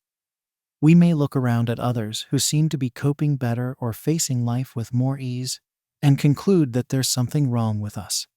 Self-compassion invites us to challenge this sense of isolation and to see our own struggles in the context of the wider human experience. It reminds us that everyone faces challenges, makes mistakes, and feels inadequate at times. By connecting with our common humanity, we can start to let go of the shame and self-judgment that often accompany anxiety and open ourselves up to greater feelings of connection and belonging. So what does self-compassion look like in practice? One simple but powerful technique is to develop a self-compassion mantra or phrase that you can offer yourself in moments of anxiety or self-criticism. This might be something like, "This is a moment of suffering, and suffering is a part of life. May I be kind to myself in this moment. May I give myself the compassion I need." Repeating this kind of phrase to yourself, either silently or out loud, can help to interrupt the cycle of negative self-talk and to redirect your attention to a more supportive and caring inner voice. It's a way of reminding yourself that you deserve kindness and understanding, even and especially when you're struggling. Another helpful practice is to write yourself a self-compassionate letter in moments of anxiety or distress. Imagine that you are writing to a dear friend who is going through exactly what you're going through, and offer them the words of comfort, encouragement, and support that you would want to hear. Then, read the letter back to yourself, letting the words sink in and imagining that you are receiving this kindness and care from someone who loves you unconditionally. You might also try practicing self-compassionate touch, such as placing a hand on your heart or giving yourself a gentle hug. Physical touch releases oxytocin, the cuddle hormone, which can help to promote feelings of safety, comfort, and connection. By offering yourself this kind of soothing physical gesture, you can tap into the body's natural self-calming mechanisms and help to regulate your nervous system. Of course, like any new habit or skill, developing self-compassion takes practice and patience. Many of us have deeply ingrained patterns of self-criticism and self-judgment that can feel automatic and hard to shift. It's important to approach the practice of self-compassion with gentleness and understanding, recognizing that there will be moments when it feels challenging or even impossible. It can be helpful to start small, picking one or two self-compassion practices to focus on at a time, and setting realistic goals for yourself. You might start by setting an intention to notice moments of self-criticism or negative self-talk throughout the day, and to offer yourself a kind word or gesture in response. As you build your self-compassion muscle, you can gradually incorporate more practices and set more ambitious goals. It's also important to remember that self-compassion is not about letting yourself off the hook or making excuses for your behavior. It's not about bypassing accountability or avoiding necessary change and growth. Rather, self-compassion is about creating a supportive and nurturing inner environment in which growth and change can happen more easily and sustainably. When we treat ourselves with harshness and criticism, we often become more rigid, defensive, and resistant to change. We may feel like we need to be tough on ourselves in order to make progress or avoid slipping up. But research shows that self-compassion is actually a much more effective motivator for positive change than self-criticism. When we feel safe, accepted, and supported within ourselves, we're more likely to take risks, learn from our mistakes, and persist in the face of setbacks. Ultimately, self-compassion is a practice of radical self-acceptance and self-love. It's about learning to embrace and care for ourselves exactly as we are, with all of our flaws, quirks, and struggles. It's about recognizing that we are innately worthy of love and belonging, not because of what we achieve or how well we cope, but simply because we are human. Cultivating this kind of unconditional positive regard for ourselves can be transformative, not just in terms of managing anxiety, but in all areas of life. When we know that we have our own backs, that we can count on ourselves for support and understanding no matter what, we become more resilient, more courageous, and more able to face life's challenges with grace and equanimity. So if you find yourself struggling with anxiety and self-criticism, know that you are not alone, and that there is another way. By learning to treat yourself with compassion, kindness, and understanding, you can start to break free from the cycle of anxiety and negative self-talk, and cultivate a more peaceful, joyful, and fulfilling relationship with yourself and with life. It may feel unfamiliar or even uncomfortable at first, but with practice and patience, self-compassion can become a trusted ally and a source of deep inner strength. It can be the foundation from which you build a life of greater self-acceptance, resilience, and thriving, even in the face of anxiety and adversity. May you have the courage and the commitment to offer yourself this profound gift of self-compassion, and to discover the transformative power of being a true friend and champion to yourself. You deserve nothing less. Chapter 27. The Gratitude Attitude. Shifting attention to the positive to counter anxiety. When we're in the throes of anxiety, our attention can become laser-focused on potential threats, worst-case scenarios, and everything that could go wrong. This negative attentional bias is a hallmark of anxiety disorders, and it can create a self-perpetuating cycle of fear and worry.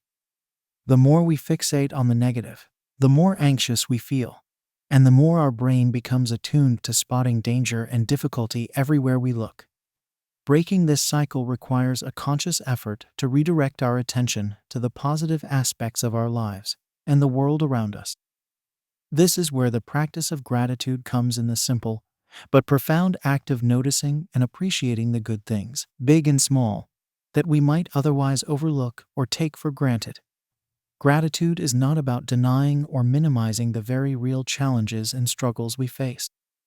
It's not about putting on a fake smile or pretending that everything is perfect.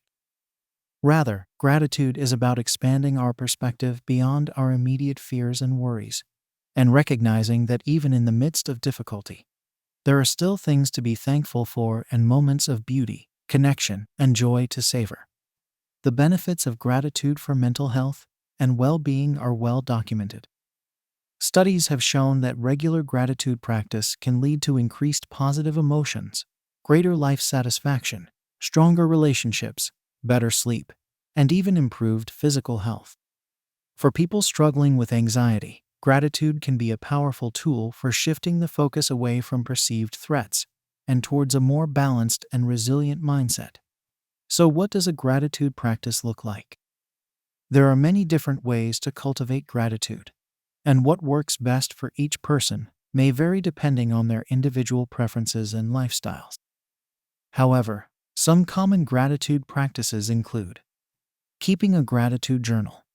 This involves setting aside time each day to write down a few things you're grateful for. These can be big things, like a supportive friend or a meaningful accomplishment, or small things, like a delicious meal or a beautiful sunset.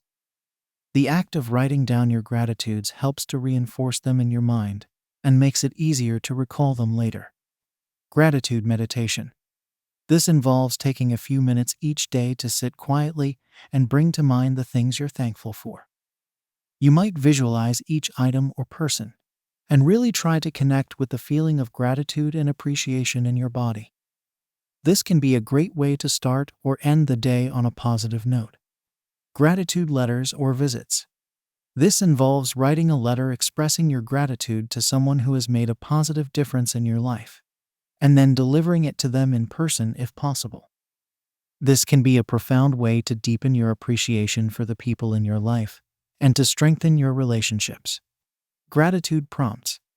This involves using specific prompts or questions to guide your gratitude practice. For example, you might ask yourself, "What are 3 things that went well today?" Or, "Who are 3 people whose presence in my life I'm grateful for?" Having specific prompts can help to make the practice feel more structured and accessible. Savoring the good. This involves making a conscious effort to fully engage with and appreciate positive experiences as they happen.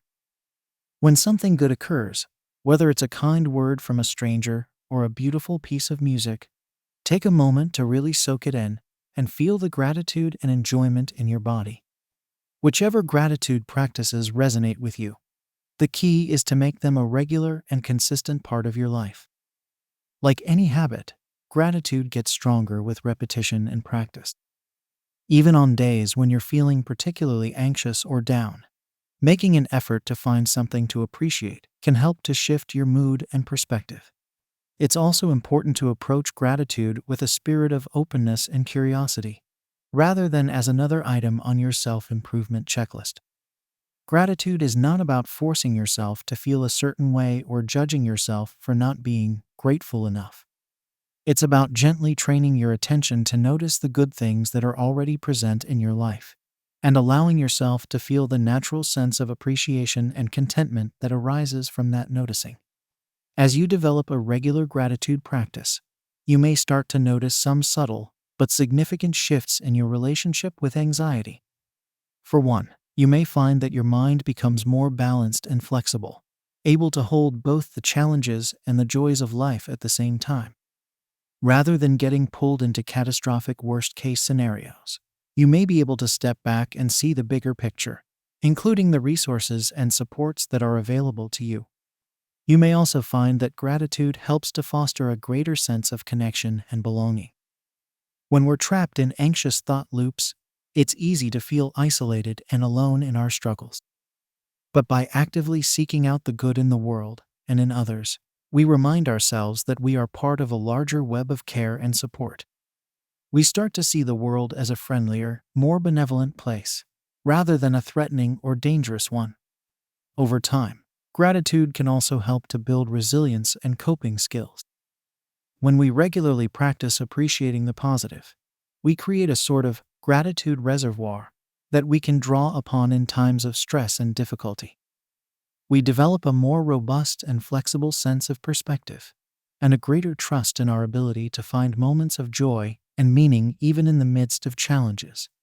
Of course, cultivating gratitude is not a panacea for anxiety, and it's not always easy, especially when we're in the grip of intense fear or worry. There may be times when it feels inauthentic or forced to try to find something to appreciate, and that's okay.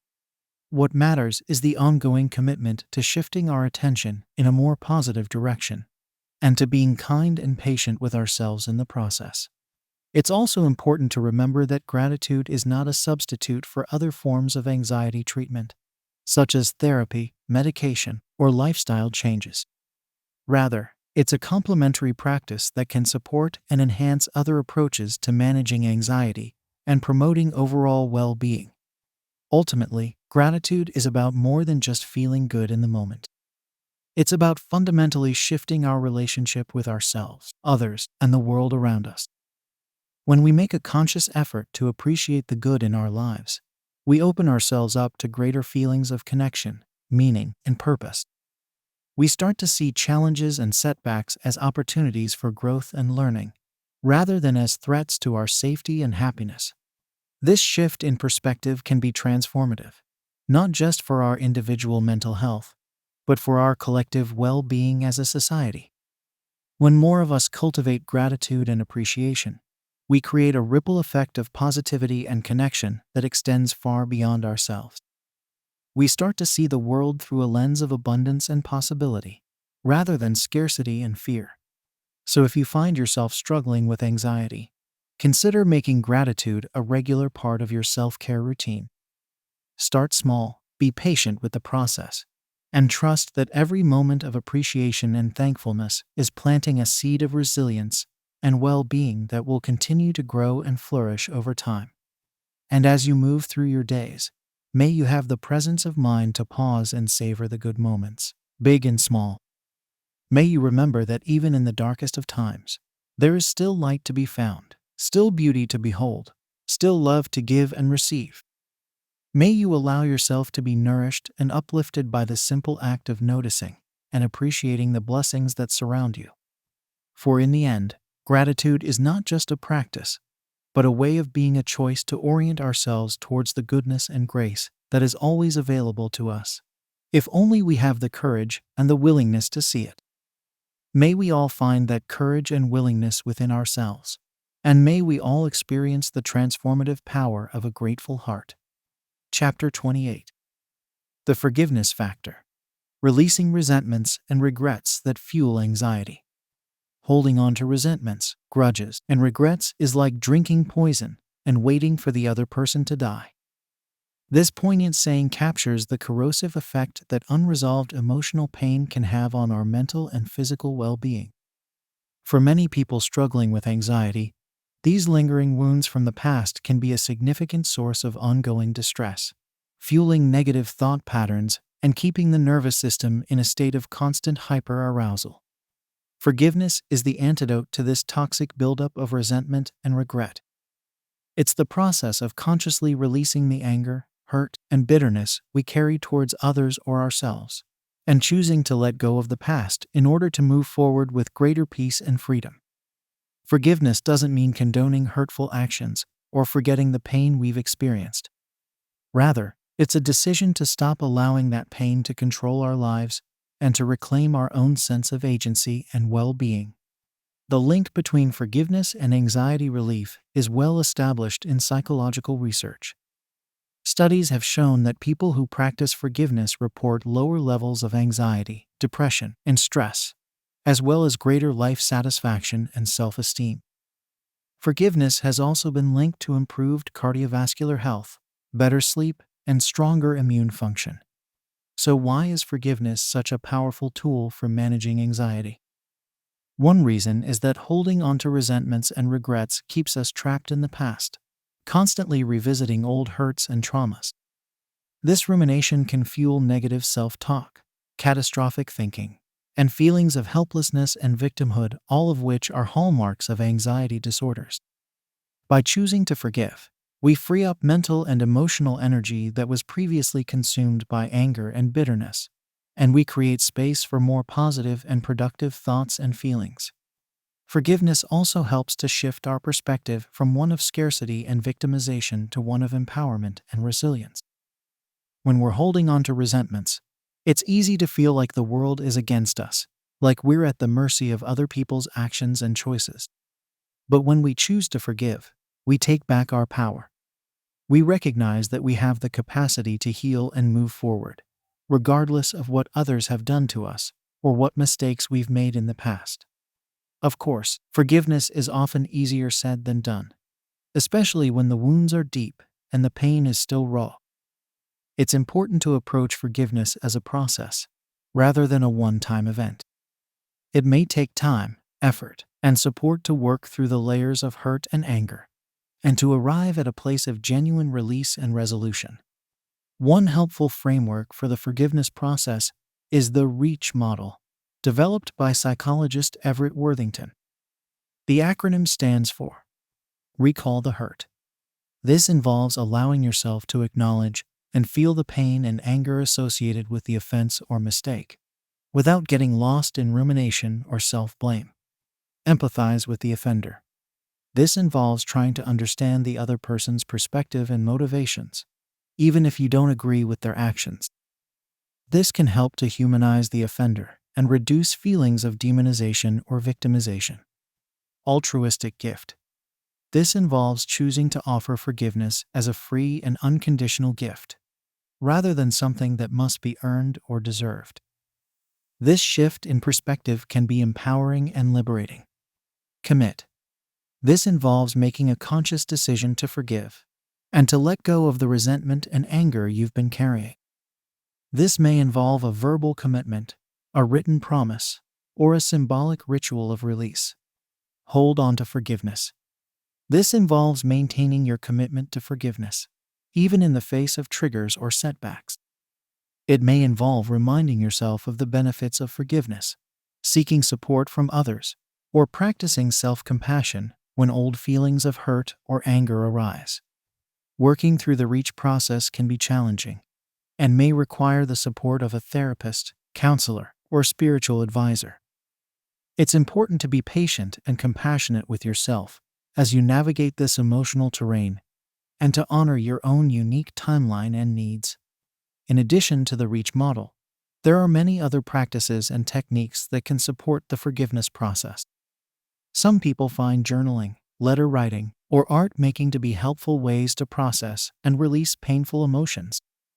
Others may benefit from practicing loving kindness meditation, which involves silently offering well wishes and compassion to oneself and others. Still others may find solace in prayer, ritual, or spiritual connection. Regardless of the specific approach, the key is to make forgiveness a conscious and intentional practice, rather than a passive or avoidant one. This means being willing to face the pain and discomfort of old wounds, while also cultivating a vision of the peace and freedom that lies on the other side of forgiveness. It's also important to recognize that forgiveness is not always a linear or complete process. There may be layers of hurt and anger that need to be peeled back over time, and there may be relationships or situations where full forgiveness feels impossible or unwise. In these cases, it may be more helpful to focus on acceptance and detachment, rather than striving for a perfect state of forgiveness. At its core, forgiveness is about reclaiming our own sense of peace and wholeness, independent of what others have done or what we have experienced in the past. It's about recognizing that we are more than our wounds, more than our mistakes, more than our anxieties and fears. It's about choosing to live in the present moment, with an open and compassionate heart, rather than being held hostage by the ghosts of the past. Ultimately, the power of forgiveness lies in its ability to transform not just our individual lives, but also our collective human experience. When we choose to forgive, we break the cycle of pain and retribution that keeps us mired in conflict and division. We model a way of being that is grounded in empathy, understanding, and the fundamental belief in the goodness and resilience of the human spirit. So if you find yourself struggling with anxiety that is fueled by resentments, regrets, or unresolved emotional pain, know that forgiveness is possible. It may not be easy, and it may not happen overnight, but with intention, support, and self-compassion, you can begin to release the burdens of the past and step into a brighter, more peaceful future. And as you walk this path of forgiveness, trust that you are not alone. Countless others have walked this path before you, and countless more will follow in your footsteps. By choosing to forgive, you are not only healing yourself, but also contributing to the healing of the world. May you find the courage and the grace to let go of what no longer serves you, to open your heart to the present moment, and to embrace the freedom and wholeness that is your birthright. May you know that you are worthy of forgiveness, and that your anxieties and struggles do not define you. May you trust in your own inherent resilience and goodness, and in the power of forgiveness to light the way forward. And may we all continue to learn and grow together, supporting one another with compassion and understanding, as we work to create a world that is a little bit kinder, a little bit braver, a little bit more forgiving, one day at a time. Chapter 29. The Social Survival Guide. Navigating Relationships and Interactions with Anxiety. Human beings are inherently social creatures, wired for connection, belonging, and mutual understanding. Yet for those struggling with anxiety, the realm of relationships and social interactions can feel like a minefield, fraught with potential triggers and threats to one's sense of safety and self-worth. Social anxiety, in particular, can make even the most basic human encounters feel overwhelming and exhausting, leading to isolation, loneliness, and a profound sense of being misunderstood. The good news is that social anxiety, like all forms of anxiety, is treatable and manageable. With the right skills, strategies, and support, it is possible to navigate the complexities of the social world with greater ease, authenticity, and enjoyment. The key is to approach social interactions not as a performance to be perfected, but as an opportunity for growth, learning, and genuine human connection. One of the first steps in managing social anxiety is to understand its cognitive and behavioral components. At the level of thought, social anxiety often involves a host of negative assumptions and predictions about oneself and others. These may include beliefs like, "I'm boring and unlikable," "everyone is judging me," or "I'll say something stupid and embarrass myself." These thoughts are often accompanied by intense self-monitoring and self-criticism, as well as a tendency to interpret ambiguous social cues in the most negative light. At the behavioral level, social anxiety can lead to a range of avoidant or safety-seeking behaviors, such as avoiding eye contact, speaking softly or quickly, or relying on alcohol or other substances to cope with social discomfort. These behaviors often serve to reinforce the very fears and beliefs that underlie the anxiety, creating a self-perpetuating cycle of avoidance and distress. Breaking this cycle requires a two-pronged approach, challenging the negative thoughts and beliefs that fuel social anxiety, and gradually exposing oneself to feared social situations in a safe and controlled manner. Cognitive behavioral therapy (CBT) is a well-established treatment approach that combines these two strategies to help individuals develop more balanced and realistic ways of thinking about themselves and others, while also building confidence and mastery through direct experience. One of the core techniques of CBT for social anxiety is cognitive restructuring, the process of identifying, questioning, and modifying the anxious thoughts and beliefs that underlie one's fears. This may involve asking oneself questions like, "What evidence do I have for this thought? Is there another way to look at this situation? What would I say to a friend who had this thought?" By learning to catch and challenge these negative automatic thoughts, individuals can start to develop a more accurate and compassionate inner dialogue. Exposure therapy is another key component of CBT for social anxiety. This involves gradually and systematically confronting feared social situations, starting with the least threatening and working up to more challenging scenarios. The goal is not to eliminate anxiety completely, but rather to build tolerance and confidence in one's ability to handle anxiety-provoking situations. This may involve creating a hierarchy of feared situations, role-playing with a therapist or supportive friend, or setting small, achievable goals for social engagement. Along with these core CBT strategies, there are many other tools and techniques that can support the process of overcoming social anxiety. Mindfulness practices, such as deep breathing, body scans, and present moment awareness, can help individuals stay grounded and centered in the face of social stress. Assertiveness training can help individuals communicate their needs and boundaries more effectively, while also reducing the fear of rejection or disapproval. Social skills training can also be valuable for those who feel uncertain or unprepared in social situations. This may involve learning and practicing basic conversation skills, such as active listening, asking open-ended questions, and sharing personal experiences. It may also involve developing a greater understanding of social norms and expectations, such as how to read nonverbal cues or navigate different cultural contexts. Beyond these individual strategies, it's important to cultivate a supportive and accepting social environment. This may involve seeking out like-minded individuals or communities who share one's values and interests, while also setting clear boundaries around toxic or unhealthy relationships. It may involve learning to communicate one's needs and preferences more assertively, while also practicing empathy and understanding for others' perspectives. Self-disclosure can be a particularly powerful tool for building authentic and meaningful social connections. When we share our own struggles and vulnerabilities with others, we create space for deeper understanding and connection. We also challenge the notion that we are alone in our fears and insecurities, and that others are somehow more confident or capable than we are. Of course, self-disclosure is not always easy or appropriate, especially for those with social anxiety. It's important to use discernment and to share personal information gradually and selectively, based on the level of trust and rapport in a given relationship. It's also important to respect others' boundaries and comfort levels, and to be prepared for a range of responses to one's disclosures. Ultimately, navigating the social world with anxiety is an ongoing process of self-discovery, self-acceptance, and interpersonal growth. It requires a willingness to step outside one's comfort zone, to risk vulnerability and discomfort in the service of authentic connection and belonging. It also requires a commitment to self-care and self-compassion, recognizing that setbacks and challenges are an inevitable part of the journey.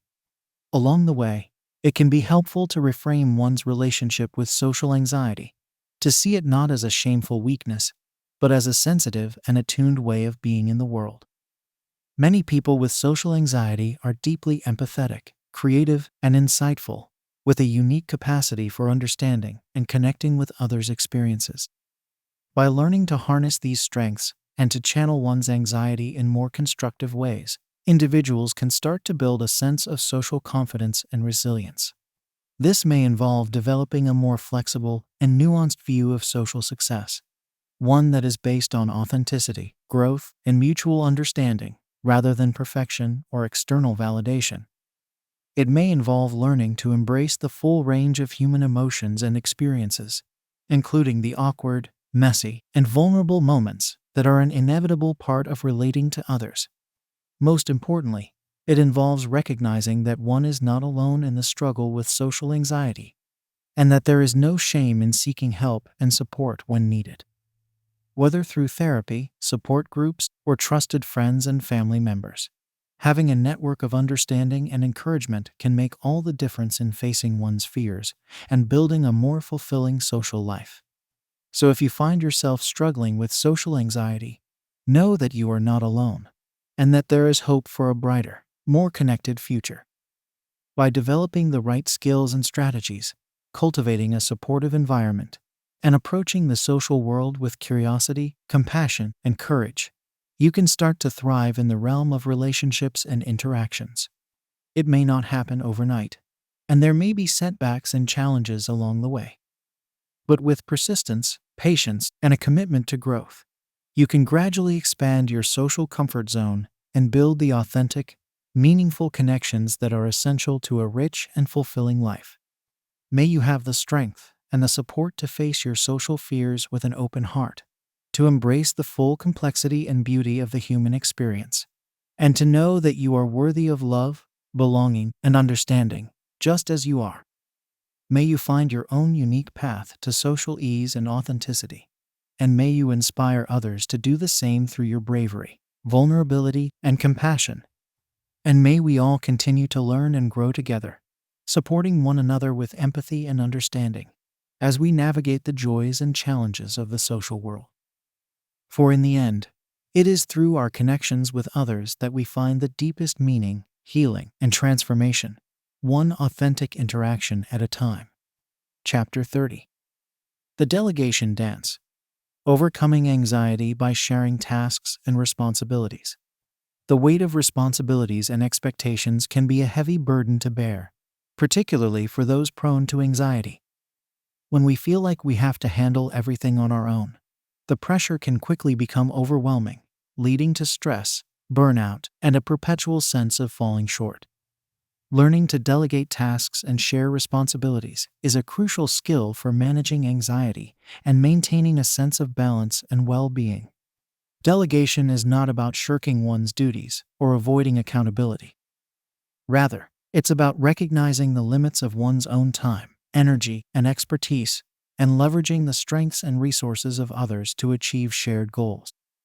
When we delegate effectively, we create space for our own self-care and growth, while also empowering others to contribute their skills and perspectives.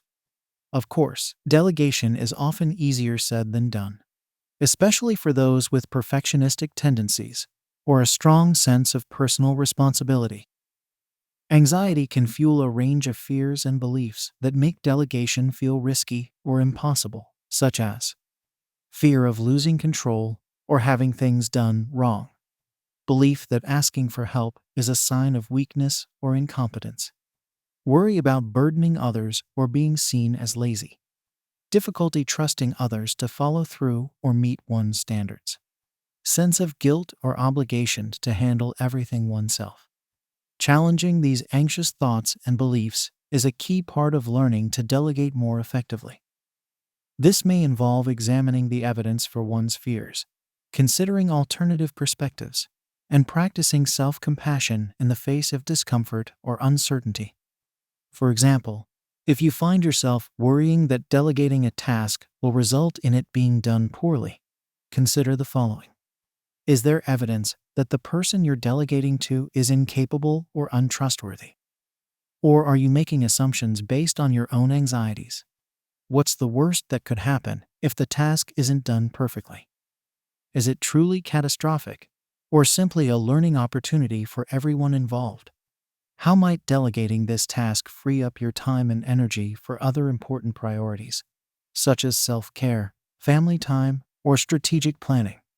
What message are you sending to yourself and others by insisting on handling everything alone? Is it one of trust, empowerment, and collaboration, or one of rigidity and control?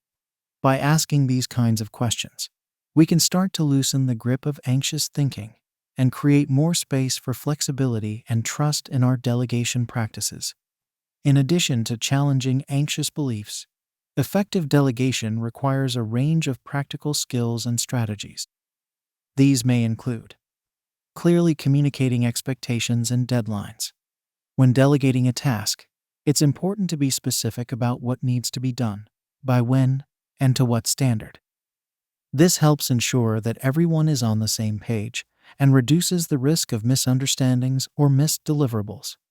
Providing necessary resources and support. Delegation is not about dumping tasks on others and leaving them to fend for themselves. It's important to provide the tools, information, and guidance needed for others to succeed in their roles, and to be available for questions or support as needed. Establishing clear roles and responsibilities. In any collaborative effort, it's important to have a shared understanding of who is responsible for what, and how different tasks and functions fit together. This helps avoid duplication of effort, gaps in coverage, or confusion about authority and accountability. Trusting and empowering others. Effective delegation requires a fundamental belief in others' abilities and potential. This means giving people the autonomy and ownership to tackle tasks in their own way, while also providing appropriate oversight and feedback. It also means being willing to let go of control and to celebrate others' successes and contributions. Regularly reviewing and adjusting. Delegation is an ongoing process, not a one-time event.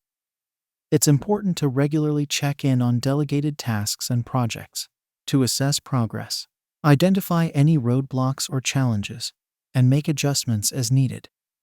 This may involve renegotiating deadlines, reallocating resources, or providing additional support or training. By incorporating these strategies into our delegation practices, we can start to build a culture of shared responsibility and mutual support, one that reduces the burden on any one individual and allows everyone to play to their strengths. Of course, like any new skill, learning to delegate effectively takes practice and persistence. It's important to start small, perhaps by delegating a single task or project, and to gradually build up one's comfort and confidence over time. It's also important to be patient and compassionate with oneself in the process, recognizing that setbacks and challenges are a natural part of growth and learning. One helpful approach is to reframe delegation as an opportunity for growth and development, both for oneself and for others. When we delegate tasks and responsibilities, we create space for others to stretch their skills, take on new challenges, and develop their own leadership and problem-solving abilities. We also model a way of working that is collaborative, empowering, and focused on shared success rather than individual heroics. Over time, as we build our delegation muscles and start to see the benefits of shared responsibility, we may find that our overall anxiety levels start to decrease. We may feel less overwhelmed by the sheer volume of tasks and decisions, and more able to focus on the strategic, high-level work that truly requires our unique skills and expertise. We may also start to experience a greater sense of connection and camaraderie with our colleagues, as we work together towards common goals and support one another through challenges and successes. Ultimately, the delegation dance is about more than just getting things done. It's about building a way of working and relating that is sustainable, fulfilling, and grounded in trust and mutual respect. It's about recognizing that we are all interconnected, and that our individual successes and challenges are deeply interwoven with those of the people and systems around us. In a world that often prizes individualism and self-reliance, learning to delegate can feel counterintuitive or even risky. But in reality, it is a profound act of leadership and service, one that recognizes the inherent wisdom and potential in every person, and that seeks to create the conditions for everyone to thrive and contribute their unique gifts. So if you find yourself struggling with anxiety around delegation, know that you are not alone, and that there is a path forward. By challenging your anxious beliefs, developing key delegation skills, and approaching the process with curiosity and compassion, you can start to transform the way you work and relate to others. It may feel uncomfortable at first, and there may be missteps and learning curves along the way. But with practice and persistence, you can start to experience the joy and freedom that comes from truly sharing the load and empowering others to shine. You can start to build a life and a career that is not only successful, but also deeply meaningful and fulfilling, one that honors your own needs and boundaries, while also lifting up and celebrating the contributions of those around you. May you have the courage and the humility to embrace the delegation dance, to trust in the abundance and generosity of the universe, and to know that you are worthy of support, collaboration, and shared success. May you find your own unique rhythm and style in the dance, and may you inspire others to join you in creating a more interconnected, empowering, and joyful way of working and being. And may we all continue to learn and grow together, supporting one another with compassion and grace, as we navigate the complexities and possibilities of shared responsibility.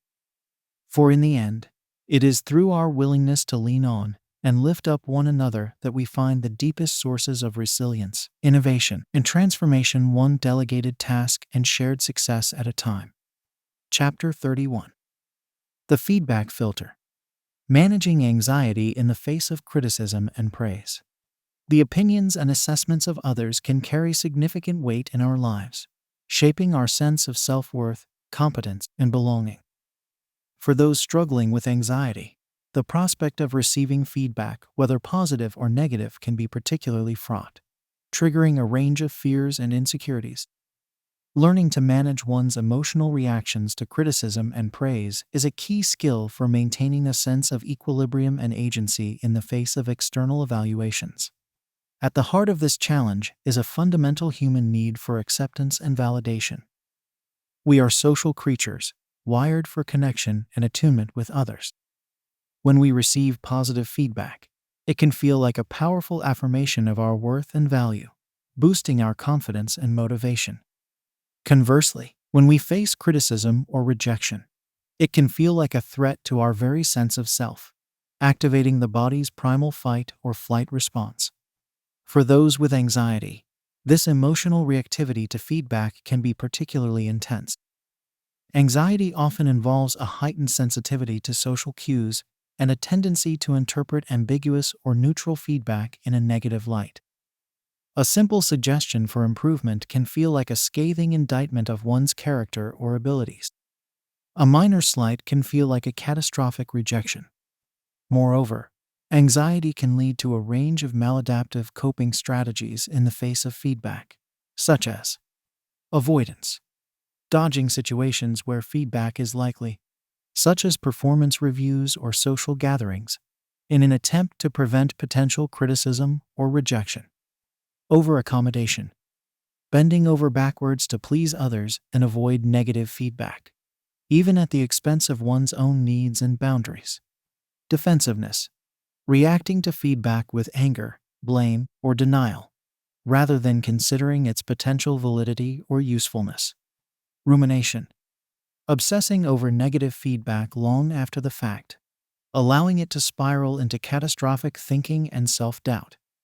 While these strategies may provide temporary relief from the discomfort of feedback, they ultimately perpetuate a cycle of anxiety and avoidance, preventing growth and authentic connection. Breaking this cycle requires developing a new relationship with feedback, one that is grounded in self-awareness, self-compassion, and a growth mindset. It means learning to see feedback not as a reflection of one's inherent worth or a prediction of future success, but as information that can be used to learn, improve, and make informed choices. One key strategy for managing anxiety around feedback is to practice distinguishing between facts and stories. When we receive criticism or praise, our minds naturally rush to create narratives and interpretations around it. We may tell ourselves stories like, "I'm a failure," "they hate me," or "I'm not good enough." These stories are not objective reality, but rather mental constructs that are shaped by our beliefs, fears, and past experiences. By learning to separate the facts of feedback from the stories we tell ourselves about it, we can start to gain a more balanced and realistic perspective. This may involve asking ourselves questions like, what specifically was said or done, without interpretation or extrapolation? What evidence do I have for the story I'm telling myself about this feedback? Is there any evidence that contradicts it? What assumptions am I making about the other person's intentions or beliefs? Could there be alternative explanations? How might someone else view this situation if they didn't have my particular fears or insecurities? Another important strategy is to cultivate a growth mindset around feedback. This means seeing feedback not as a verdict on one's fixed abilities or worth, but as an opportunity for learning and development. When we approach feedback with curiosity and openness, we are more likely to extract valuable insights and lessons, rather than getting defensive or discouraged. Cultivating a growth mindset may involve reframing one's self-talk around feedback, using language that emphasizes progress and potential rather than fixed traits or outcomes. For example, instead of thinking, "I'm terrible at public speaking," one might think, "Public speaking is a skill I'm working on developing, and each presentation is an opportunity to learn and improve." It can also be helpful to actively seek out feedback as a tool for growth, rather than waiting for it to come in high-stakes or emotionally charged situations. This may involve soliciting input from trusted colleagues, mentors, or friends on a regular basis, and framing it as an opportunity for mutual learning and support. When we proactively engage with feedback in low-pressure settings, we can start to build our resilience and receptivity to it over time. Of course, not all feedback is created equal, and part of managing anxiety around feedback is learning to discern between constructive and destructive input. Constructive feedback is typically specific, actionable, and delivered with a genuine intention to help the recipient grow and succeed. Destructive feedback, on the other hand, may be vague, personal, or delivered with a lack of care or sensitivity. When facing destructive feedback, it's important to remember that it says more about the giver than the recipient. It may be a reflection of their own insecurities, biases, or communication skills, rather than an accurate assessment of one's own abilities or worth. In these situations, it's okay to set boundaries around the feedback one is willing to receive, and to seek out alternative sources of input and support. Ultimately, managing anxiety around feedback is an ongoing practice, one that requires patience, self-awareness, and a commitment to growth. It means learning to hold feedback lightly, as information to be considered and integrated, rather than as a definitive statement of one's value or potential. It means developing the discernment to take in what is useful and let go of what is not, while staying true to one's own sense of purpose and integrity. Like any new skill, learning to manage feedback anxiety takes time and repetition. It may involve setbacks and discomfort along the way, as one encounters triggers and challenges old patterns of thinking and behaving. However, with practice and self-compassion, it is possible to develop a more grounded and resilient relationship with feedback, one that allows for authentic growth and connection. This may involve seeking out supportive environments and relationships where feedback is delivered with care and respect, and where growth and learning are valued over perfection or compliance. It may involve developing a personal feedback filter, a set of criteria for determining what feedback to take in and what to let go, based on one's own goals, values, and boundaries. Over time, as we learn to navigate the complexities of feedback with greater skill and ease, we may find that our overall anxiety levels start to decrease. We may feel more confident in our ability to handle criticism and praise, and less reactive to the opinions and assessments of others. We may start to see feedback as a valuable tool for self-discovery and self-expression, rather than as a threat to our sense of self. In a world that is often quick to judge and categorize, learning to manage feedback anxiety is a powerful act of self-care and self-determination. It allows us to stay true to ourselves and our own path, even in the face of external pressures and expectations. It enables us to build lives and careers that are authentic, meaningful, and aligned with our deepest values and aspirations. So if you find yourself struggling with anxiety in the face of feedback, know that you are not alone and that there is a way forward. By developing self-awareness, self-compassion, and a growth mindset, you can start to transform your relationship with criticism and praise, and unlock your full potential for learning, connection, and success. May you have the courage and the wisdom to embrace feedback as a tool for growth, to stay true to yourself in the face of external evaluations, and to know that your worth and value are not defined by the opinions of others. May you find your own unique path to feedback resilience, and inspire others to do the same through your authenticity, openness, and grace. And may we all continue to learn and grow together, supporting one another with honesty and care, as we navigate the joys and challenges of giving and receiving feedback.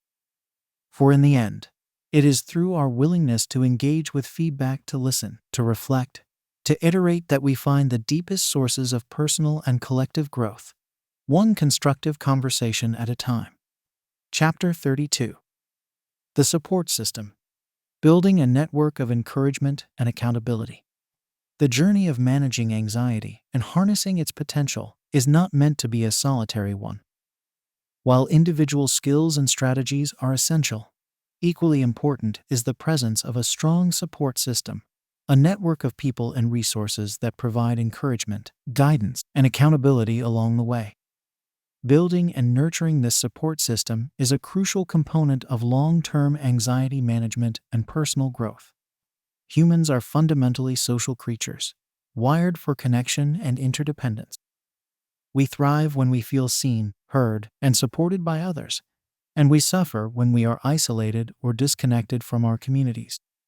For those struggling with anxiety, the tendency to withdraw or self-isolate can be strong, driven by fears of judgment, rejection, or burdening others with one's struggles. However, research consistently shows that social support is one of the most powerful protective factors against anxiety and other mental health challenges. When we have people in our lives who we can turn to for emotional support, practical assistance, and a sense of belonging, we are better able to weather the storms of life and bounce back from setbacks and challenges. So, what does a strong support system look like? And how can we go about building one? At its core, a supportive network is made up of people who genuinely care about our well being and are willing to show up for us in both good times and bad. These may include close friends and family members who offer love, understanding, and a listening ear, mental health professionals, such as therapists or counselors, who provide guidance and support in managing anxiety, support groups or online communities of people who share similar struggles and can offer validation, advice, and encouragement, mentors or coaches who can offer guidance and accountability in pursuing personal and professional goals, colleagues or classmates who can provide a sense of camaraderie and collaboration in work or school settings, spiritual or religious communities that offer a sense of meaning, purpose, and connection to something greater than oneself. Building a support system often starts with a willingness to be vulnerable and to reach out for help when needed. This can feel challenging for those with anxiety, who may fear being seen as weak, needy, or incapable of handling things on their own. However, seeking support is actually a sign of strength and self-awareness, a recognition that we all need others to thrive, and that there is no shame in asking for what we need.